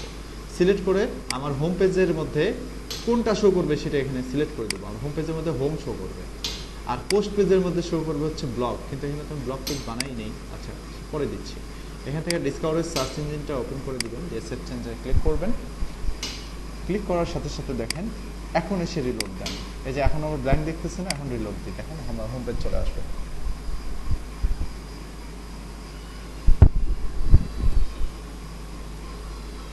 এই যে হোম পেজ চলে আসছে, মানে একটু আগে আমরা যে লেআউটটা বসালাম সাইটের মধ্যে চলে আসছে।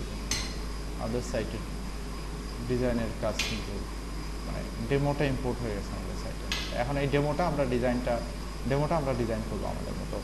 আর কখনোই তো এইভাবে ডেমোর মতো আমরা হুবহু রাখবো না, আমরা আমাদের সাইটে সব কিছু চেঞ্জ করে ফেলবো, ঠিক আছে? এই ডেমোর সব কিছু চেঞ্জ করে ফেলবো, অ্যানিমেশন, কালার, এই সমস্ত লেখার হেডিংগুলো, তারপরে এই প্রাইসিং টেবলটা আমরা এখানে নাও রাখতে পারি, বাটনগুলো চেঞ্জ করে ফেলবো আমাদের মতো করে। তারপরে এখান থেকে চাইলে আমরা পুরো সেকশনটাই চেঞ্জ করে ফেলতে পারি, বা এখান থেকে ফর্মটা চেঞ্জ করে ফেলতে পারি। নিচের দিকে ফুটারটা আমরা সুন্দরভাবে ডিজাইন করব, করে আমরা পুরো সাইটটা আমাদের মতো করে ডিজাইন করব। বাস ডেমোটা হয়ে ভালো হলো কি যে আমাদের কিছু কিছু ফিচার মানে নিজে থেকে করতে হলো না, চলে আসছে অটোমেটিক্যালি। ওকে, এই তো এই সাইটগুলোকে বলা হয় হচ্ছে আপনার ডাইনামিক সাইট। এটা ডাইনামিক না, এটা স্ট্যাটিক ওয়েবসাইট। এটাকে ডাইনামিক করতে হবে। ডাইনামিক করলে হবে কি অটোমেটিক্যালি পোস্টগুলো সামনে চলে আসে। নিউজ পেপারগুলো ডাইনামিক সাইট হয়। তো বিভিন্ন ধরনের ওয়েবসাইট আছে, যেমন ডাইনামিক ওয়েবসাইট আছে, স্ট্যাটিক ওয়েবসাইট আছে, তারপরে প্যারাল্যাক্স ওয়েবসাইট আছে। আমি একটা প্যারাল্যাক্স ওয়েবসাইট আমার নিজের হাতে ডিজাইন করা আমি আপনাদেরকে দেখাই। জন পেরিলেস, জন পেরিলেস, আমি ওর নামের স্পেলিংটা না খুব ভুলে যাই। জন পেরিলেস। এই যে এই সাইটটা আমি করে দিচ্ছি, মানে এই সাইটটা এই যে এই ভদ্রলোকের সাইট আর কি। ইনি একজন ইউএসএর ইউকের একজন ব্যক্তি। তো এই সাইটটা, এই ধরনের সাইটকে বলা হচ্ছে প্যারাল্যাক্স ওয়েবসাইট। এই সাইটটা কিন্তু ফুল ডিজাইন আমার করা। তো এই জন পেরিলেস ছিল হচ্ছে একজন প্রোগ্রামার, ডেভেলপার আর কি, এই কারণে ইমেজটা এরকমই দেওয়া। হ্যাঁ, তো এখানে নিচের দিকে আসেন, আই এম জন পেরিলেস, তার বায়ো, তার এডুকেশন, হোয়াট আই ডু, তারপরে নিচের দিকে আসেন, এটা হচ্ছে তার ওয়ার্ক, সে কী কী কাজগুলো করে। এখানে ইমেজগুলো কি ভেঙে গেছে? হ্যাঁ, ইমেজগুলো ভেঙে গেছে। না, ইমেজ তো ভাঙার কথা না। এটা হচ্ছে সফটওয়্যার ইঞ্জিনিয়ারিং কাজ করে, আর কী কী কাজ করে সেটা। এটা হচ্ছে তার অ্যাওয়ার্ড, এটা হচ্ছে তার সার্ভিসেস, এটা হচ্ছে তার ব্লগ পেজ, এটা হচ্ছে তার কন্ট্যাক্ট সেকশন। এখন একটা মজার বিষয় দেখেন, হোমে ক্লিক করেন, হোমে চলে গেল। অ্যাবাউটে ক্লিক করেন, অ্যাবাউট সেকশনে চলে আসলো। ওয়ার্কে ক্লিক করেন, ওয়ার্কে চলে আসলো। সার্ভিসেসে ক্লিক করেন, অটো সার্ভিসে চলে গেল। ব্লগে ক্লিক করেন, ডক সেকশনে চলে গেল, কন্টাক্টে ক্লিক করেন, কন্টাক্টে চলে গেল। আবার ওয়ার্কে ক্লিক করেন, ওয়ার্কে ব্যাক যাবে। আবার কন্টাক্টে ক্লিক করেন, কন্টাক্টে ব্যাক আসবে। আবার সার্ভিসে ক্লিক করেন, সার্ভিসে চলে গেল।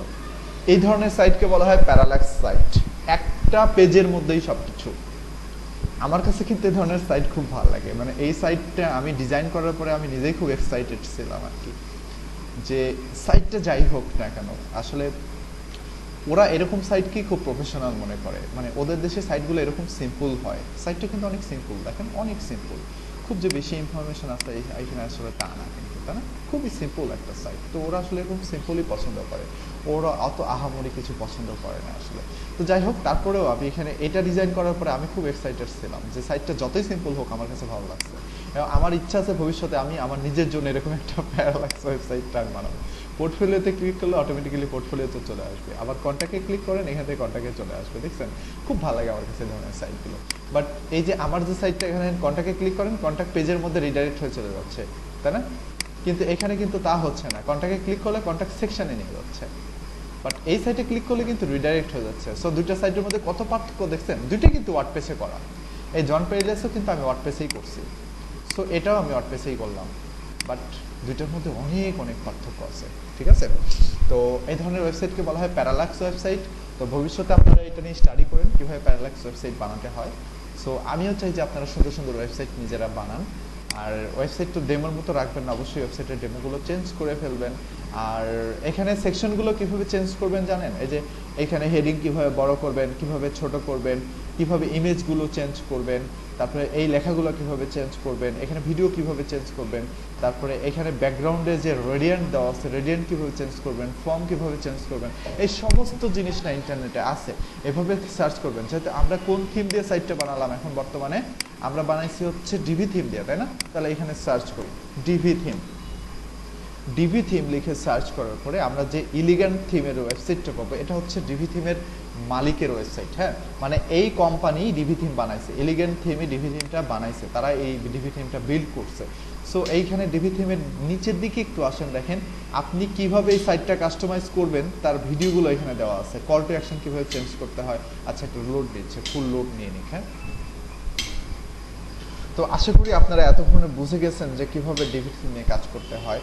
এই যে দেখেন স্লাইড কীভাবে কাজ করে, স্লাইডার কীভাবে কাজ করে, তারপরে নিচের দিকে আরেকটু, এগুলো হচ্ছে লাইভ ডেমোগুলো দেখাচ্ছে। এই ডেমোগুলোর মধ্যে আমরা একটা ডেমো মাত্র ইনস্টল দিলাম।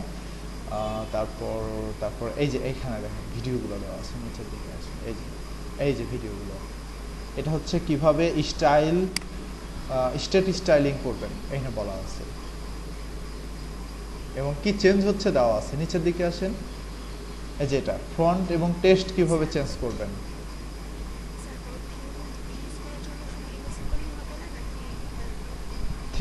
থিম ইনস্টল করতে হবে, ইনস্টল করার পরে সেই থিমের পেইড ভার্সনটা দরকার হতে পারে,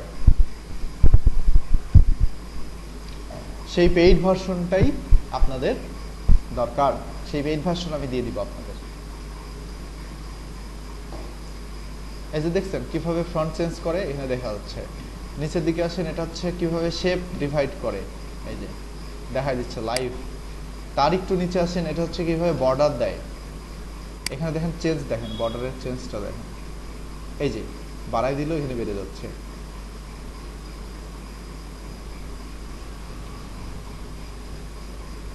পিক্সেলটা বাড়ানো করতেছে। তারপরে এটা হচ্ছে ট্রান্সফর্ম কন্ট্রোলার ইফেক্ট কিভাবে দেয়, এই যে দেখছেন চেঞ্জ হচ্ছে কিভাবে, এই যে আর বড় হলো ছোট হলো। তারপরে এটা হচ্ছে অ্যাডভান্স কোড এডিটিং, কিভাবে কোড এডিট করবো। তারপরে ফিল্টার ইফেক্ট কিভাবে দেয়, এই যে এখান থেকে হিউ স্যাচুরেশন এগুলো বাড়া দিচ্ছে, এখান থেকে কালার চেঞ্জ হচ্ছে। এটা হচ্ছে ড্রপ শ্যাডো, কিভাবে শ্যাডো দেয়, দেখেন শ্যাডোটা বাড়া দিলেও কমে গেল, এই যে শ্যাডো। এটা হচ্ছে টেক্সটের শ্যাডো কিভাবে দেয়। এটা হচ্ছে অ্যানিমেশন, জুম অ্যানিমেশনে জুম হয়, ফেডে ফেড হয়, ফোল্ডে ফোল্ড হয়, রোলে রোল হয়। এই যে অ্যানিমেশনগুলো কীভাবে দেবেন বলতেছে। এটা হচ্ছে ব্যাকগ্রাউন্ডে কীভাবে ভিডিও অ্যাড করতে হয়, ইমেজ অ্যাড করতে হয়, গ্যালারি অ্যাড করতে হয়, সেই ভিডিওটা এখানে দেওয়া আছে। এই যে প্লে ভিডিওতে ক্লিক করলে ভিডিও প্লে হবে। এফিসিয়েন্সি কীভাবে করে, পুরো ডিভির সাইট জুড়ে ডিভি বিল্ডার দিয়ে কীভাবে সাইট বানাতে হয় সব কিছু বলা আছে। তাও যদি না বুঝেন ইউটিউবে সার্চ করবেন how to build a website by Divi. Search করার পরে ডিভি দিয়ে কীভাবে ওয়েবসাইট বানাতে হয় পুরো ভিডিও পেয়ে যাবেন। সো আপনি একটা প্রফেশনাল সাইট বানাই ফেলতে পারবেন। আমার কিন্তু গ্রুপ বাই এসে টুলসের যে সাইটটা ওইটা আমি ডিভি দিয়ে বানাইছি। আমার creativenilay.com আমার পার্সোনাল যে সাইট যেটা গুগলে এখন টপে র্যাঙ্ক করতেছে সেই সাইটটাও কিন্তু এই ডিভি দিয়ে বানানো। তাহলে বুঝতে পারছেন ডিভি থিমটা যদি ভালো না হতো অ্যাস্ট্রা দিয়ে করা যায়। অ্যাস্ট্রার বিল্ডার আলাদা, অ্যাস্ট্রার বিল্ডারের নাম হচ্ছে এলিমেন্টর। এলিমেন্টর দিয়ে আপনি খুব সুন্দর সুন্দর ওয়েবসাইট বানাতে পারবেন। এলিমেন্টারটা আবার ডিভির চেয়ে জনপ্রিয়, এলিমেন্টারের দামটা ভালোই, কিন্তু ডিভি আবার অন্য একটা ফিচার আছে ডিভিতে যেটা আবার এলিমেন্টারে না। ডিভিতে আবার সব কিছু ইচ্ছা মতো, এলিমেন্টারে আবার প্যাডিং ট্যাডিং বাড়ানো লাগে, কোড লেখা লাগে, সিএসএস দিতে হয়। এইখানে আবার কোনো কোডিংয়ের জন্য সিএসএস দিতে হয় না, মানে অটোমেটিক্যালি প্যাডিং বাড়া কমা সব কিছুই করা যায়। বুঝছেন? একটা দেখাই, দেখেন আমি ইনেবল ভিজুয়াল বিল্ডারে ক্লিক করলাম, আমি হোম পেজটা একটুখানি এডিট করে দেখাই যে ডিভির আলাদা ফিচার কি।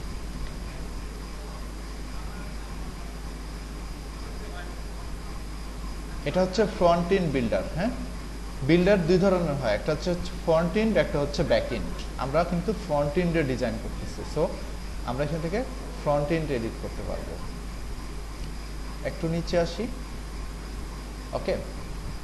আচ্ছা, এই যে দেখেন এগুলো কি একটা সেকশন, সেকশন না, এইটা একটা সেকশন। এখানে জাস্ট সেটিংয়ে ক্লিক করলাম, ক্লিক করে আমি এই সেকশনের এগেনস্টে ব্যাকগ্রাউন্ডে আমি চাইলে কোনো কালার, চাইলে কোনো ইমেজ দিতে পারবো। ধরেন আমি এখানে একটা ব্যাকগ্রাউন্ড কালার দিচ্ছি আমার ইচ্ছা মতো। দেখেন এখানে অনেকগুলো ব্যাকগ্রাউন্ড কালার আছে, আপনি যে ব্যাকগ্রাউন্ড কালার চাচ্ছেন সেই ব্যাকগ্রাউন্ড কালারই এখান থেকে দিয়ে দিতে পারবেন আপনি। আর অনেকে কিন্তু কালার বুঝেন না, অনেকে কালার কম্বিনেশন জানেন না, যে কালার কম্বিনেশন কিভাবে দিব, কালার কম্বিনেশন কোথা থেকে পাবো, কালার কিভাবে নিয়ে আসতে হয়, বা কালারের কোড কিভাবে বসাবো। এই যে দেখেন ডাবল ক্লিক করেন, এখানে একটা কোড শো করবে কালারের। এই দেখেন এই যে এটা কালার কোড, আপনি চাইলে এই কোডটা চেঞ্জ করতে পারবেন। আপনার যদি কোনো ওয়েবসাইটের ডিজাইনের কালার পছন্দ হয়, সে মনে করেন আমি এই সাইটের মধ্যে ঢুকছি, আপনার মনে হচ্ছে যে এই যে এখানে যে ব্যাকগ্রাউন্ড কালারটা আছে এই কালারটা হলে মনে হয় খুব ভালো হতো, তাহলে কি করবেন, এই কালারটা আপনি কিভাবে নিয়ে আসবেন। নিয়ে আসার জন্য দুটো ওয়ে আছে, একটা হচ্ছে ইনস্পেক্ট থেকে আপনার ডিরেক্ট এই কালারের কোডটা কপি করা। এটা খুব কঠিন হতে পারে, আপনারা অনেকেই না বুঝতে পারেন, পরে ভুলে যেতে পারেন। আমি আপনাদের জন্য একটা সহজ সলিউশন দিচ্ছি, যে কোনো ওয়েবসাইটের যে কোনো কালার কপি করার ওয়ে। যারা ডিজাইনার আছেন এইখানে তাদের খুব কাজে লাগবে। এখানে একটা সফটওয়্যার আছে, সেই সফটওয়্যারের নাম হচ্ছে পিকজি। আপনারা গুগলে সার্চ করবেন পিকজি পোর্টেবল লিখে সার্চ করবেন, ওকে। তো পিকজিটা জাস্ট ওপেন করবেন, পিকজি পোর্টেবল লিখে সার্চ করার পরে এই পিকজিটা ওপেন করবেন, ওকে। এই যে দেখছেন চলে আসলো। এখন এটা আমার উইন্ডোজের হোম পেজের কালারও ধরে ফেলছে। দেখেন আমি যেখানে নিয়ে যাচ্ছি কালো ধরলাম ব্ল্যাক, নীলে গেলাম আকাশিতে গেলাম আকাশি হয়ে গেল। এইখানে দেখেন নিয়ে আসলাম এই কালার হয়ে গেছে, এখানে নিয়ে আসলাম এইরকম হয়ে গেছে। এই দেখেন হোয়াটসঅ্যাপের কালার ধরে ফেলছে, হোয়াটসঅ্যাপের ডিফল্ট কালার, এই যে হোয়াটসঅ্যাপের ডিফল্ট কালার এটা, ঠিক আছে। আচ্ছা, তো যেখানেই যাবেন সেরকম আমি চাচ্ছি এই কালারটা নিতে। হ্যাঁ, তাহলে এই কালারের উপরে ক্লিক করার পরে, আচ্ছা এটা জাস্ট এখানে নিয়ে যাবো। হ্যাঁ, তো এই কালারের উপরে ক্লিক করার পরে এখানে বলে দিছে কন্ট্রোল আল্টার সি, এটা হচ্ছে কপি, ওকে। তাহলে কন্ট্রোল আল্টার সি, কালারটা কপি করলাম, কালার কোডটা। এখন আমি একটু পেস্ট করে দেখি যে আমি যে কালার কোডটা কপি করছি ঠিক আছে কিনা। এই যে এটা হচ্ছে কালার কোড, কালার কোড, ঠিক আছে। এইটা হচ্ছে সেই কালারের কোড।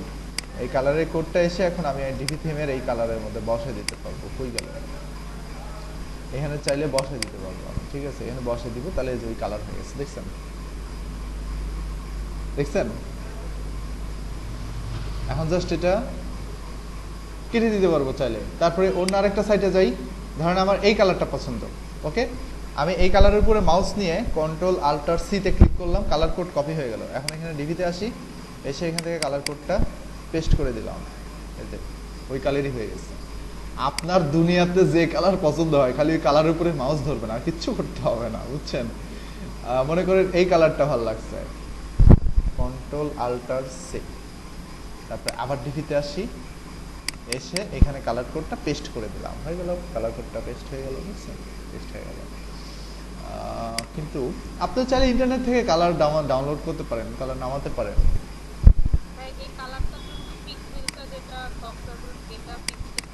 পিসিতে থাকতে হবে পিকজি সফটওয়্যারটা, এটা ডিজাইনারদের জন্য খুব কাজে লাগবে পিকজিটা। হয়ে গেছে, এখানে কেটে দিবেন, জাস্ট চলে যাবে। আচ্ছা দেখেন আমি কিন্তু কালারটা ব্যাকগ্রাউন্ডে চেঞ্জ করে ফেলছি। এখন দেখেন ডিভির মজা, এই দেখছেন আমি নামাই দিলাম উপরে তুললাম, এই যে প্যাডিং কমা বাড়া করতেছি এটা কিন্তু ডিভিতে জাস্ট আমি টেনে ধরে কমা বাড়া করতেছি। বাট এটা যদি আমি এলিমেন্টর দিয়ে বা অন্য বিল্ডার দিয়ে করতে যেতাম, তাহলে আমার এই যে এইখান থেকে এইটুকু প্যাডিং কমানোর জন্য আমাকে 5টা কোড লেখা লাগতো, যে প্যাডিং ইকুয়াল টু -5 পিক্সেল আর প্যাডিং ইকুয়াল টু +10 পিক্সেল। এইভাবে আমাকে পিক্সেল ভাগ করে করে আমার এই প্যাডিংগুলো চেঞ্জ করা লাগতো। এখানে কিন্তু কোনো কিছু চেঞ্জ করতে হচ্ছে না আমার, বুঝতে পারছেন?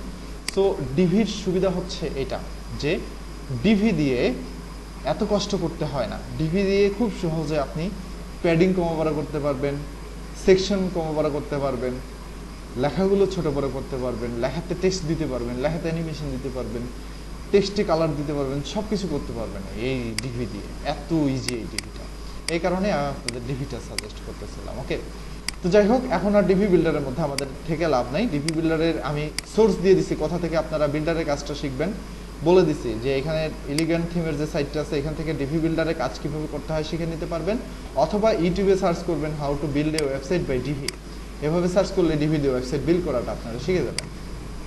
এখন আমরা ডিরেক্ট র্যাঙ্ক ম্যাথে চলে যাচ্ছি। তো আমরা আবার ওয়ার্ডপ্রেসের ড্যাশবোর্ডে ব্যাক করি। ড্যাশবোর্ডে ব্যাক করার পরে দেখেন এইটা হচ্ছে ওয়ার্ডপ্রেসের প্লাগইন সেকশন। সো ওয়ার্ডপ্রেসের প্লাগইন সেকশনের কাজ হচ্ছে যে সমস্ত কাজ মেইনটেন্স করা ওয়ার্ডপ্রেসের, এবং ওয়ার্ডপ্রেস সাইটটা আসলে চলেই প্লাগইন দিয়ে। সো আমাদের এই প্লাগইনটা বুঝতে হবে ভালো করে। সো অসংখ্য অসংখ্য প্লাগইন আছে ডিজাইন করা, ডেভেলপ করা, অথবা ওয়ার্ডপ্রেসেরই ডিফল্ট অনেক প্লাগইন আছে, অথবা বিভিন্ন কোম্পানির বানানো প্লাগইন আছে। তো এক একটা প্লাগইনের কাজ এক এক রকম আর কি। এই প্লাগইন এখানে মূলত ওয়ার্ডপ্রেসের সফটওয়্যার হিসেবে কাজ করে, বা ওয়ার্ডপ্রেসের এক একটা পার্ট হিসেবে কাজ করে। যেমন ধরেন মানুষের শরীর চালাতে গেলে কি কি লাগে? শুধু কি মানুষের বডিটাই না, মানুষের শরীর চালাতে গেলে মানুষের চোখ লাগে, মানুষের কান লাগে, তারপর হচ্ছে হাত লাগে, পা লাগে, তাই না? এই সব কিছুর দ্বারা কিন্তু মানুষের শরীর চলে, বা বলতে পারেন আমরা আমাদের বডি অপারেট করতে পারি। ঠিক সেমভাবে ওয়ার্ডপ্রেসও অপারেট করে হচ্ছে প্লাগইনের দ্বারা। এই ওয়ার্ডপ্রেস পুরো ড্যাশবোর্ডটা হচ্ছে মানুষের বডির মতো, আর ওয়ার্ডপ্রেসের যে প্লাগইনটা এটা হচ্ছে সেই মানুষের চোখের মতো, সেই মানুষের মুখের মতো, বা কানের মতো, বা হাতের মতো, বুঝতে পারছেন? যেটার দ্বারা হচ্ছে আমরা অপারেট করতে পারবো, যেটার দ্বারা আমরা চলতে পারবো। সো ওয়ার্ডপ্রেস কখনো প্লাগইন ছাড়া অপারেট করতে পারে না। সে ধরেন আমার এই সাইটটার খুব বেশি লোডিং স্পিড হয়ে গেছে, মানে লোডিং স্পিড কমে গেছে, বা আমার এই সাইটটা লোড নিতে অনেক অনেক টাইম নেয়, তখন আমি এটা ফিক্স করবো কীভাবে, সলিউশন করবো কীভাবে? এটা সলিউশন করার জন্য একটা প্লাগইন লাগাতে হবে। তারপরে আমার সাইটের মধ্যে অনেকগুলো ইমেজ অ্যাড করছে, সেই ইমেজগুলো খুবই ভারী, তাহলে এই ভারী ইমেজগুলো আমি ছোট করবো কীভাবে?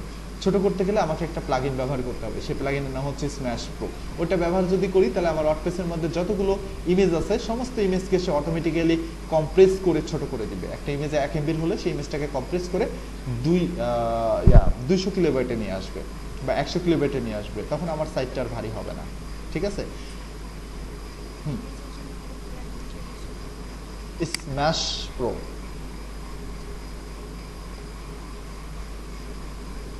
স্ম্যাশ প্রো প্রিমিয়াম একটা প্লাগইন, এটা আমার কাছে আছে, আমি গ্রুপে পোস্ট করে দিব আমার গ্রুপে, ঠিক আছে?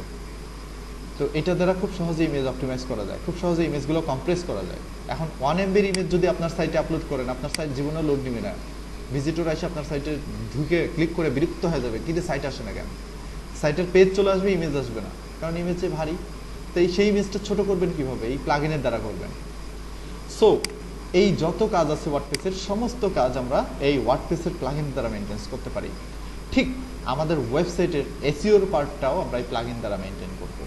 ওকে, সেই প্লাগইনের নাম হচ্ছে র্যাঙ্ক ম্যাথ। তো এই র্যাঙ্ক ম্যাথটা যদি আমরা দেখি, এটা হচ্ছে rankmath.com। আমার কাছে খুবই ভালো লাগে, আমার ভালোবাসার একটা প্লাগইন এটা, বুঝছেন? রিয়েলি আমার ভালোবাসার প্লাগইন। আমার গুগলে র্যাঙ্ক করানোর পিছনে, বা আমাকে গুগলে নিয়ে আসার পিছনে এই র্যাঙ্ক ম্যাথের অনেকটা হাত আছে, ঠিক আছে? তো আমি খুব ভালোবাসি প্লাগইনটাকে। তো আসলে এখানে অনেকে মাইন্ড করতে পারেন, মাইন্ড করার কিছু নাই, কিন্তু আমাদের পার্সোনাল লাইফ নাই, আমাদের পার্সোনাল লাইফ এইগুলাই, এই ইন্টারনেট জগৎ, এই ওয়ার্ডপ্রেস এই সব কিছুই আমাদের পার্সোনাল লাগে। আচ্ছা, তো এগুলোই আমাদের ভালোবাসা আর কি। আচ্ছা, তো এই যে প্লাগইনটা, এই প্লাগইনটা এখান থেকে আপনারা ফ্রি ডাউনলোড করে নিতে পারবেন। আর ফ্রি ডাউনলোড না করলেও হবে, কারণ এখানে জাস্ট অপশন আছে এটার মধ্যে থেকে, আমি দেখাচ্ছি কীভাবে দিতে হয়। তো এগুলোর অনেক অনেক ফিচার আছে। এই যে দেখেন, এটা হচ্ছে র্যাঙ্ক ম্যাথের ফিচার। এখানে search console, schema, local SEO সমস্ত কাজ একসাথে করা যায়। ইমেজের এসইও, সাইট ম্যাপ, অনেক কিছু করা যাবে এখান থেকে। হ্যাঁ, আমরা এই সব কিছুই দেখবো। সার্চ কনসোল কি, স্কিমা কি, লোকাল এসইও কি, ই কমার্স কি, তারপরে ইমেজ এসইও কি, সাইট ম্যাপ কি, সবই দেখবো আমরা, কারণ আমরা প্রত্যেকটা জিনিস পরবর্তীতে আমরা প্র্যাকটিক্যালি করবো। ঠিক আছে? আচ্ছা, তো এই র্যাঙ্ক ম্যাপটা আমরা যখন আমাদের ওয়েবসাইটের মধ্যে যখন আমরা ইনস্টল দেব, যখন আমরা আমাদের ওয়েবসাইটের মধ্যে আমরা ইনস্টল দেব, ইনস্টল দেওয়ার পর আমাদের ওয়েবসাইটের মধ্যে কি চেঞ্জ আছে সেটা আমরা দেখব। তো আমরা এই ইনস্টল দিয়ে ফেলি, এখানে অ্যাড নিউ প্লাগইনে ক্লিক করতে হবে। আপনারাও ক্লিক করবেন, আপনাদের যাদের ওয়ার্ডপ্রেস আছে বা আপনাদের, আমি যখন ওয়ার্ডপ্রেসের অ্যাক্সেস দিব তখন আপনারা ক্লিক করবেন। ক্লিক করার পরে এই যে এখানে রাইট সাইডে সেকশন আছে, এখানে সার্চ করবেন, র্যাঙ্ক ম্যাথ লিখে সার্চ করবেন। সার্চ করলে এখান থেকে আপনারা প্লাগইনটা পেয়ে যাবেন। এই যে প্লাগইনটা পেয়ে গেছেন, জাস্ট ইনস্টল নামে ক্লিক করবেন। ইনস্টল নামে ক্লিক করার পরে এখানে অ্যাক্টিভিটে ক্লিক করতে হবে। ক্লিক করার পরে দেখেন এখানে বলতেছে কানেক্ট টু ইয়োর অ্যাকাউন্ট। আপনারা করবেন কি, rankmath.com এ এখান থেকে সাইন ইনে ক্লিক করবেন। করলে দেখবেন যে এই যে নিচের দিকে আছে রেজিস্টার নাও, এখান থেকে র্যাঙ্কম্যাথে একটা অ্যাকাউন্ট খুলে নেবেন। খুলে নিয়ে সেই অ্যাকাউন্টের সাথে আপনার র্যাঙ্কম্যাথের এটা কানেক্ট করে ফেলবেন। অবশ্যই করে ফেলবেন। ঠিক আছে? তো আমি করতেছি না এখন, কারণ এই সাইটটা আমার একটা ডেমো সাইট বা একটা টেস্ট সাইট। সো এখন আমি অ্যাকাউন্ট খুলে সময় নষ্ট করতে চাই না। আপনারা এখানে অ্যাকাউন্টটা খুলে নেবেন। ওকে, তো আমি এখানে স্কিপ করে দিচ্ছি এটা। তারপর এখান থেকে আপনার অ্যাডভান্স মোডটা সিলেক্ট করবেন। সিলেক্ট করে এখানে সেট আপ উইজার্ডে ক্লিক করবেন। তারপরে দেখেন নিচের দিকে আসেন, এখানে মাই ব্লগ, পার্সোনাল ব্লগ, এখান থেকে আপনার ওয়েবসাইটটি কী ধরনের ওয়েবসাইট সিলেক্ট করবেন। আপনার ওয়েবসাইটে যদি পার্সোনাল ব্লগ হয় পার্সোনাল ব্লগ, আপনার ওয়েবসাইট যদি পোর্টফোলিও সাইট হয় পোর্টফোলিও। আমার সাইটটাতে আমি পার্সোনাল পোর্টফোলিও সিলেক্ট করছিলাম, কারণ আমার creativenila.com ছিল পার্সোনাল পোর্টফোলিও সাইট। বাট আমার যে groupby.com ওটা কিন্তু পার্সোনাল পোর্টফোলিও না, ওইটা আমার কিন্তু বিজনেস সাইট। তো আমি এখানে স্মল বিজনেস সাইট সিলেক্ট করছিলাম।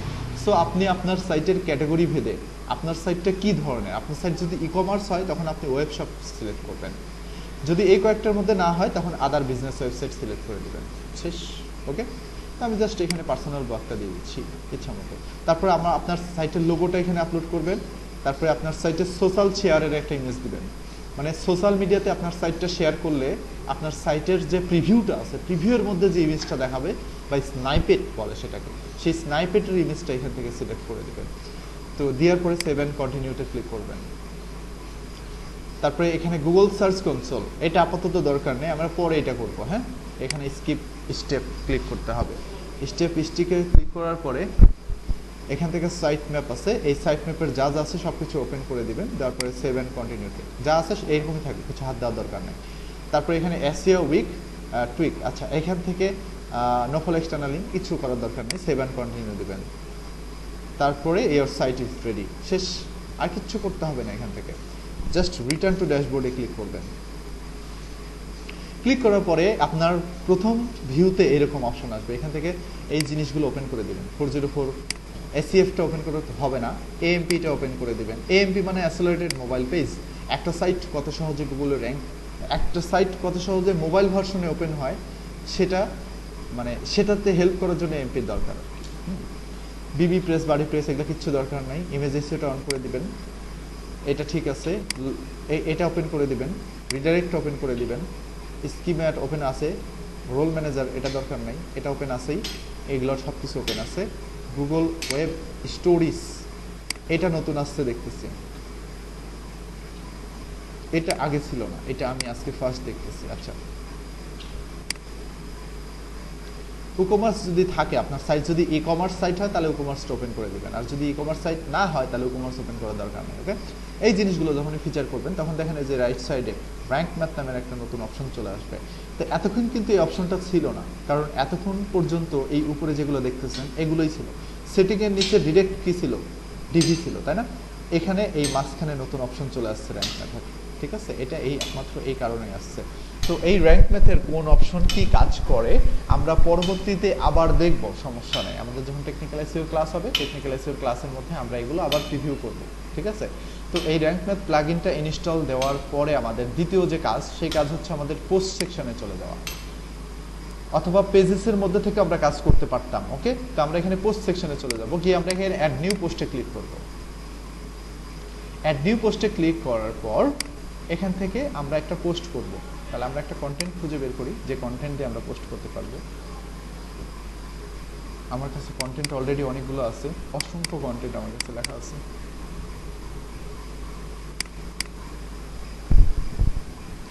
এটা হচ্ছে কন্টেন্টের টাইটেল, এটা হচ্ছে কন্টেন্টের ডিসক্রিপশন। ডিফল্ট এডিটরে ক্লিক করলে ডিসক্রিপশন চলে আসবে, এখান থেকে জাস্ট কন্টেন্টের ডিসক্রিপশনটা দেবেন আপনারা। পুরো কন্টেন্টটা কপি করবেন, পুরো কন্টেন্টটা এখান থেকে কপি করে এখানে জাস্ট পোস্ট করে দেবেন। ওকে, হ্যাঁ বলেন। রাইটার দিয়ে লেখাতে হবে, বুঝতে পারছেন? কন্টেন্টটা রাইটার দিয়ে লিখাতে হবে, নিজেরা কন্টেন্ট তো লিখতে পারবেন না, যদি রাইটার হন নিজে তখনই লিখতে পারবেন, আদারওয়াইজ লিখতে পারবেন না। আর কন্টেন্ট বের করার একটা স্ট্র্যাটেজি আবার দেখানো আছে। সো আপনাদের যারা পুরাতন আছেন, কন্টেন্টের স্ট্র্যাটেজি কে পারবেন ভালো বলেন? কে পারবেন? তাড়াতাড়ি বলেন, সময় নেই হাতে।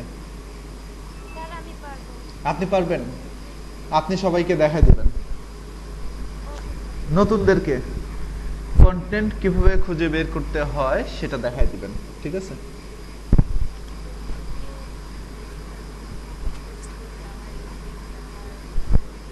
হ্যাঁ হ্যাঁ হ্যাঁ হ্যাঁ হ্যাঁ, বাংলা কন্টেন্টগুলো খুঁজে বের করে বাংলা কন্টেন্টগুলোতে ইংলিশ করতে হবে, ইংলিশ করে সেটা গ্রামারলিতে ফেলতে হবে, গ্রামারলিতে ফেলে সেটা ইউনিক করে ফেলতে হবে, ঠিক আছে? জাস্ট এটাই। তারপর প্লাগিনিজম চেকার দিয়ে চেক করে দেখতে হবে যে কন্টেন্টটা ইউনিক হলো কিনা, ঠিক আছে? এটাই। সো যারা নতুন আছে ওনাদেরকে একটু এক্সট্রা টাইম নিয়ে বুঝাই দিবেন, দেখাই দিবেন। হ্যাঁ, আচ্ছা, তো এখন আমি কন্টেন্টটা পাবলিশ করে দেখাচ্ছি। দেখেন আমি কন্টেন্টটা এখানে পোস্ট করার সাথে সাথে, আর শোনেন, আপনারা যেহেতু টেস্ট সাইট খুলতেছেন সবগুলো বা সবগুলো ডেমো সাইট, কোনো কন্টেন্ট পাবলিশে ক্লিক করবেন না, সেভ টু ড্রাফটে ক্লিক করে রাখবেন অল টাইম। ওকে, বাট যখন আপনার নিজের সাইট হবে, পার্সোনাল সাইট, তখন পাবলিশে ক্লিক করবেন। সো এখন যেহেতু আমরা এখানে মানে ডেমো সাইটে কাজ করতেছি, এখানে পাবলিশ করার দরকার নেই। পাবলিশ করলে কিন্তু গুগল এই কন্টেন্টগুলোকে ইন্ডেক্স করে ফেলবে, পরবর্তীতে এই কন্টেন্ট আর কোথাও ব্যবহার করা যাবে না, ঠিক আছে? আচ্ছা, আমি এই কন্টেন্টটা দেওয়ার সাথে সাথে দেখেন এই যে রাইট সাইডে একটা স্কোর চলে আসছে, দেখছেন? এই স্কোরটা কিসের স্কোর বলেন তো? র্যাঙ্ক ম্যাথের স্কোর। আমরা যে র্যাঙ্ক ম্যাথ প্লাগইনটা আমাদের ওয়েবসাইটের মধ্যে অ্যাড করছি, এই যে এখানে এটা রিলোড দিতে হবে। তো আমরা যে র্যাঙ্ক ম্যাথ প্লাগইনটা আমাদের ওয়েবসাইটের মধ্যে ইনস্টল করছি, এই যে র্যাঙ্ক ম্যাথ প্লাগইনটা, এটা ইনস্টল করার ফলেই কিন্তু আমাদের এই অপশনটা আসছে।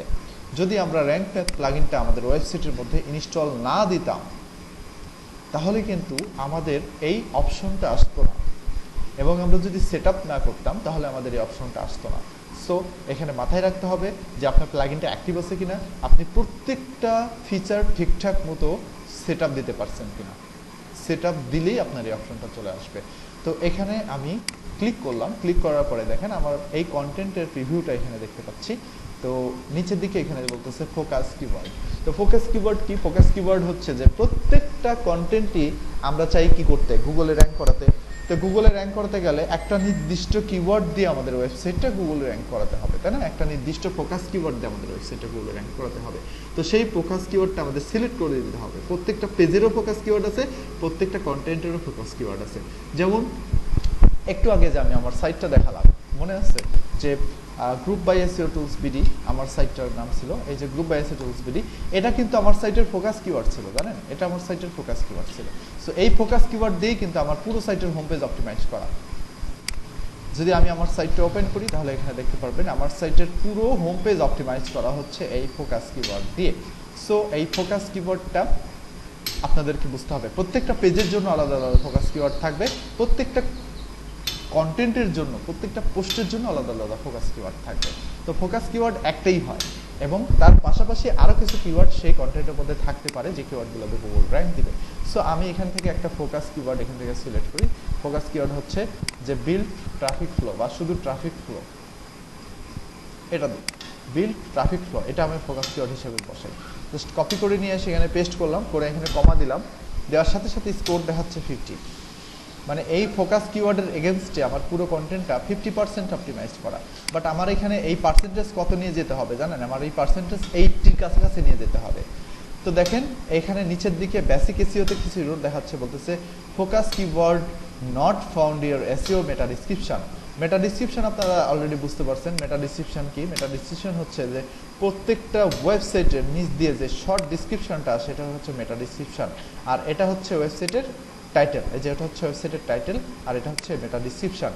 এটাই হচ্ছে সেই টাইটেল আর মেটা ডিসক্রিপশন। এই যে এটাই হচ্ছে টাইটেল, এখানে দেখাই, এই যে এটাই হচ্ছে টাইটেল, এটাই হচ্ছে মেটা ডিসক্রিপশন। তো এখান থেকে আমাদের এই টাইটেল এবং মেটা ডিসক্রিপশনটা দিয়ে দিতে হবে। তাহলে আমি এখান থেকে টাইটেল এবং মেটা ডিসক্রিপশনে পরে দিচ্ছি। আগে প্রবলেমগুলো দেখি। ফার্স্ট প্রবলেম হচ্ছে যে focus keyword not found your SEO meta description. দ্বিতীয় হচ্ছে focus keyword doesn't appear in the content, মানে ফোকাস কিওয়ার্ডটা আমার কন্টেন্টের মধ্যে নাই। তারপরে ফোকাস কিওয়ার্ডটা আমার কন্টেন্টের শুরুতে নাই। তাহলে ঠিক আছে, আমি এক কাজ করি,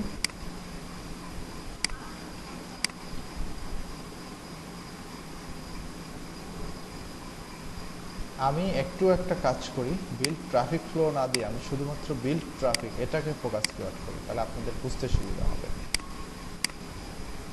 বিল্ড ট্রাফিক এটা দিয়ে সিস্টেম। এখন দেখেন আমি এই কিওয়ার্ডটা প্রথম প্রবলেম সলভ করি। Focus keyword doesn't found your SEO meta description. দেখেন আমি এখানে কন্টেন্টের মধ্যে আমার কিওয়ার্ডটা প্লেস করি, build traffic or increasing traffic on a blog. দেখেন অল গুড হয়ে গেল। আমি জাস্ট কিওয়ার্ডটা প্লেস করলাম, সাথে সাথে অল গুড। আমার মেটা ডিসক্রিপশনের মধ্যে কিওয়ার্ড পাইছে, আমার টাইটেলের মধ্যে কিওয়ার্ড পাইছে। Problem solve. একটা ওয়ার্ড বসানোর সাথে সাথে প্রবলেম সলভ। এবং আমার স্কোর হয়ে গেল 58, 8 স্কোর বেড়ে গেছে কিন্তু।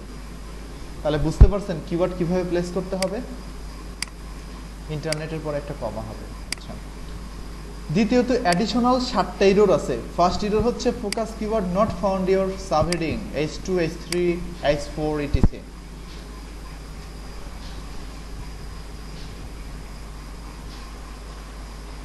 H2 H3 H4 etc.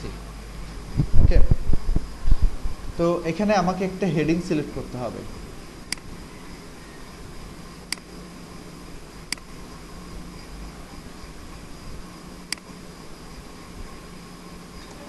দেখেন for build traffic include keyword in page URL, এটাকে আমি H2 করে দিচ্ছি, হেডিং 2 করে দিই। আপনাদের অলরেডি শেখানো আছে হেডিং 2 কাকে বলে, হেডিং 3 কাকে বলে।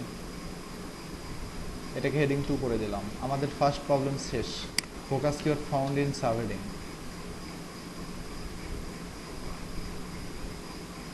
ওকে,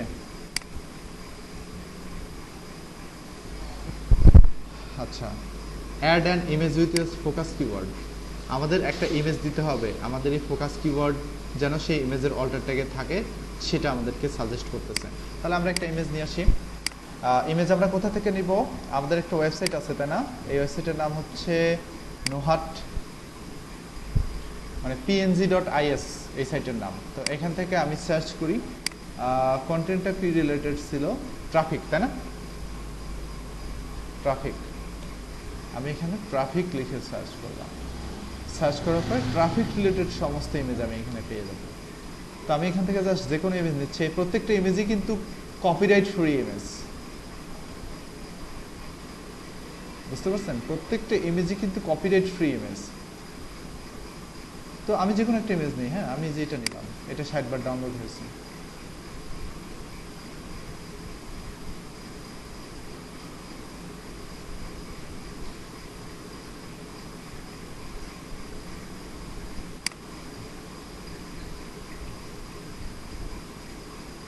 ইমেজটা ডাউনলোড করে নিলাম।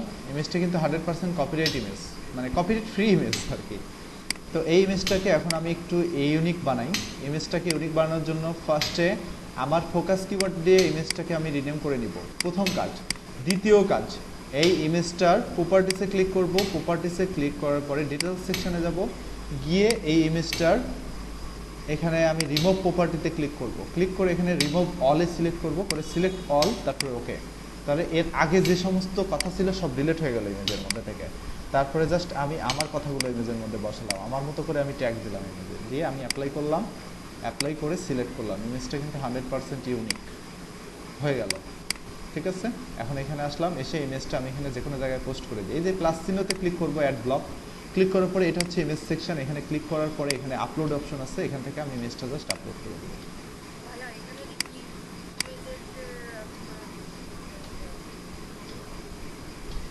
কি হুম হুম।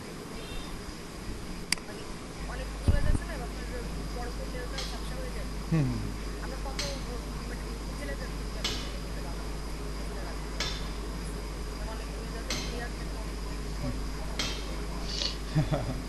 এটা আপনি যে 1000 পিক্সেলের উপরে নেবেন আর কি, তাহলে এই ঝামেলা হবে না, বুঝছেন।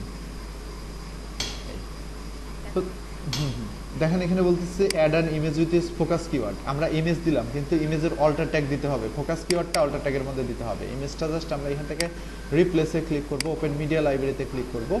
মিডিয়া লাইব্রেরিতে ক্লিক করার পরে এই যে মিডিয়া লাইব্রেরির মধ্যে ইমেজটা চলে আসলো। এই ইমেজটা সিলেক্ট করলাম, সিলেক্ট করে এই যে অল্টার টেক্সটের মধ্যে আমি আমার ফোকাস কিওয়ার্ডটা বসিয়ে দিলাম, দিয়ে বিল্ড ট্রাফিকে ক্লিক করলাম। দেখেন আমার এটা সলভ। ওকে, আবার সেভ টু ড্রাফটে ক্লিক করলাম। এখন বলতেছে কিওয়ার্ড ডেনসিটি কম, ইউআরএলটা বড় হয়ে গেছে, আমি কোনো এক্সটার্নাল লিঙ্ক দেই নেই, আমি কোনো ইন্টারনাল লিঙ্ক দেই নেই, তারপরে হচ্ছে আমি কিছুই করি নেই। সো আমি এই কাজগুলো একটু ফিক্স করি। হ্যাঁ, আমি প্রথমে আমার ইউআরএলটা একটু ঠিক করে আসি। ইউআরএলটা ঠিক করার জন্য এডিট স্নাইপেটে যেতে হবে। এখানে আমার মেটা ডিসক্রিপশনটা 61 ক্যারেক্টারে আছে, আচ্ছা সমস্যা নেই, হোক। এটা একটু টাইটেলটা একটু চেঞ্জ করে নেবেন নিজের মতো করে। ওকে,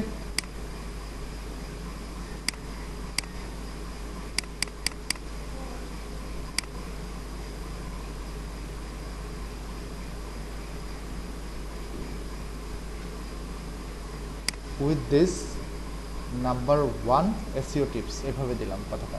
টাইটেলটা 54 ক্যারেক্টার হয়েছে, সুন্দর হলো। পারমালিঙ্কটা খুব বড় হয়ে গেছে,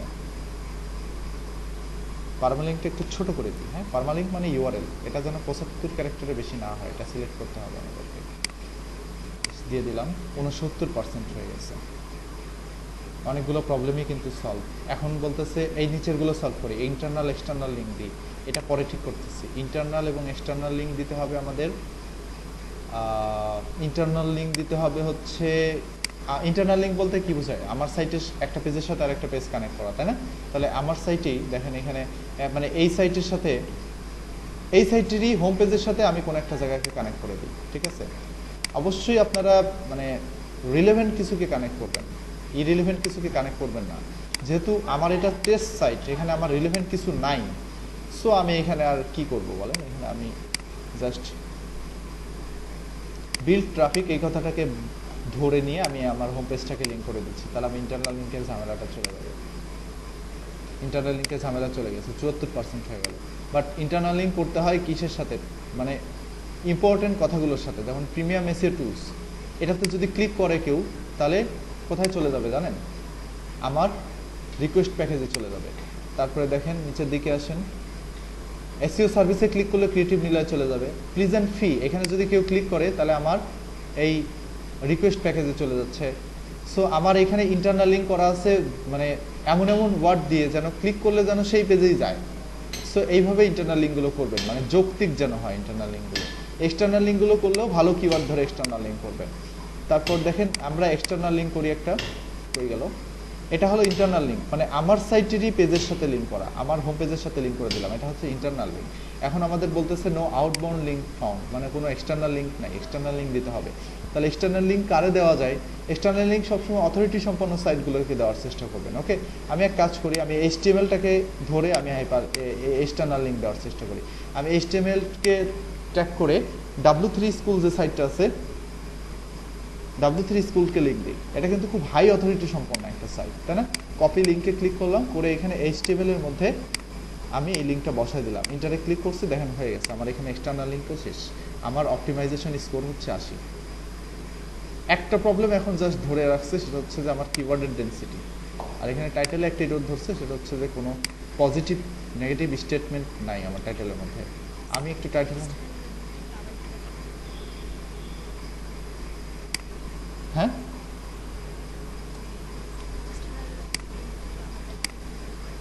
এক্সটার্নাল লিঙ্কটা কিভাবে করে, আমি এইচটিএমএল কে ধরলাম, এইচটিএমএলটাকে ধরে জাস্ট আমি W3 স্কুলের সাথে লিঙ্ক করছি, তাহলে W3 স্কুল আমার এই সাইটের জন্য অবশ্যই এক্সটার্নাল লিঙ্ক,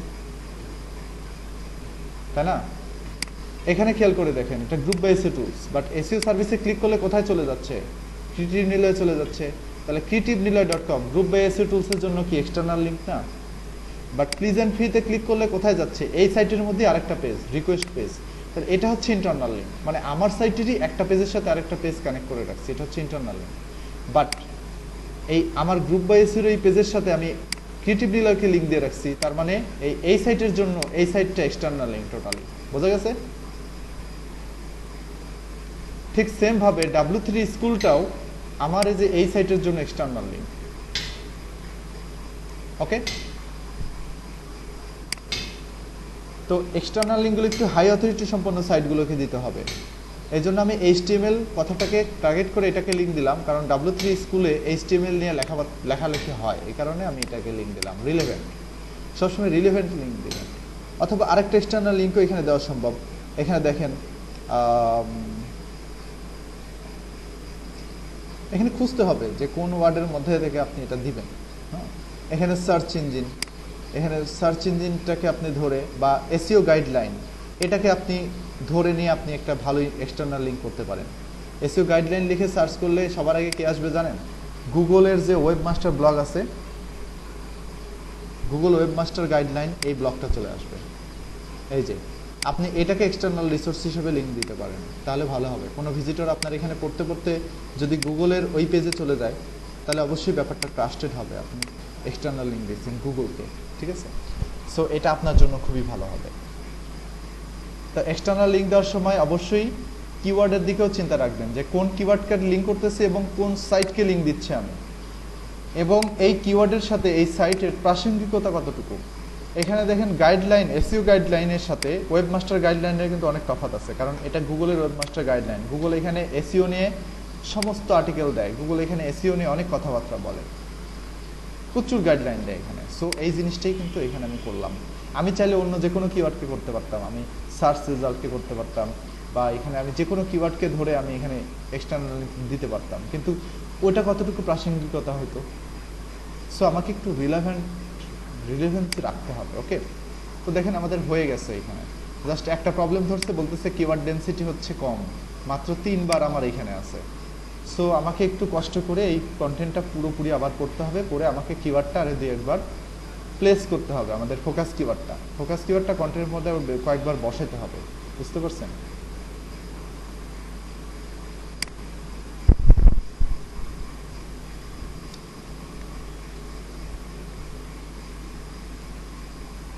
তাহলে আমি আরেকবার বসাই। এখানে দেখেন আমি একটু কিওয়ার্ড প্লেস করে দেখাচ্ছি যে কিভাবে কিওয়ার্ড প্লেস করা হচ্ছে। To build website, to build traffic in website.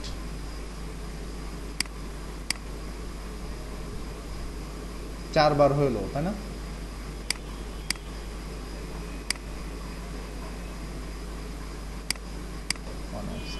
আরো 2-1 বার বসানোর চেষ্টা করতে হবে।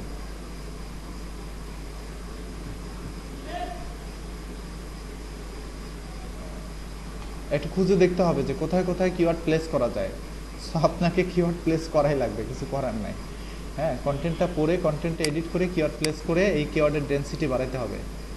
ঠিক আছে, তো কিওয়ার্ডের ডেনসিটি কত হয়? কিওয়ার্ডের ডেনসিটি হয় হচ্ছে ওয়ার্ডের লেন্থ অনুযায়ী। আপনার ওয়েবসাইট যদি হয় হচ্ছে 1000 ওয়ার্ডের, আপনার কন্টেন্ট যদি হয় 1000 ওয়ার্ডের, তাহলে আপনার কিওয়ার্ড কয়বার বসবে? সর্বোচ্চ 5 থেকে 7 বার বসবে। সো এখানে আছে কতবার? আমার এই কন্টেন্টটা 1000 ওয়ার্ডের, আমি বলে দিচ্ছি কারণ আমার হিসাব করা আছে। আমার এখানে বসানো হচ্ছে 4 বার। সো আমাকে আরো 3 বার বসাতে হবে। আরো 3 বার যদি আমি কিওয়ার্ডটা এখানে প্লেস করতে পারি, তাহলে আমার এখানে আর এই প্রবলেমটা দেখাবে না। ঠিক আছে, এটা ওকে হয়ে যাবে। এটা ওকে হয়ে গেলে আমার এসইও স্কোরও বেড়ে যাবে। বুঝতে গেছে? তো একটু কষ্ট করে বসাই দিই, যেহেতু ক্লাস আমাদের শেষই হয়ে গেছে। সো এটাও আমাদের র্যাঙ্ক মেথড, এটাও শেষ, আর কিছু নাই। সো একটু কষ্ট করে বসাই দিই নাকি?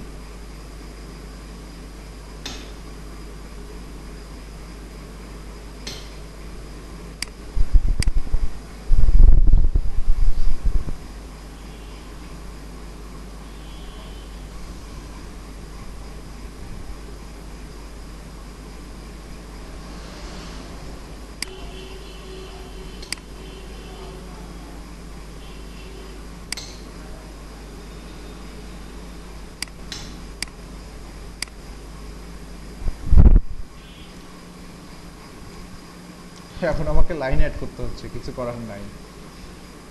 You can also get also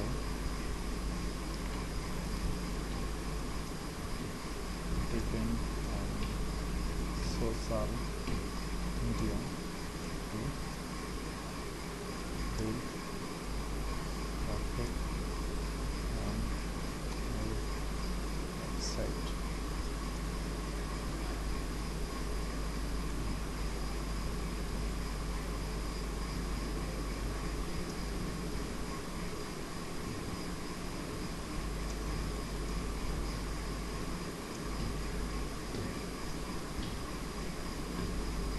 Organic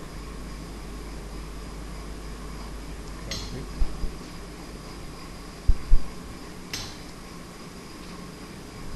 build organic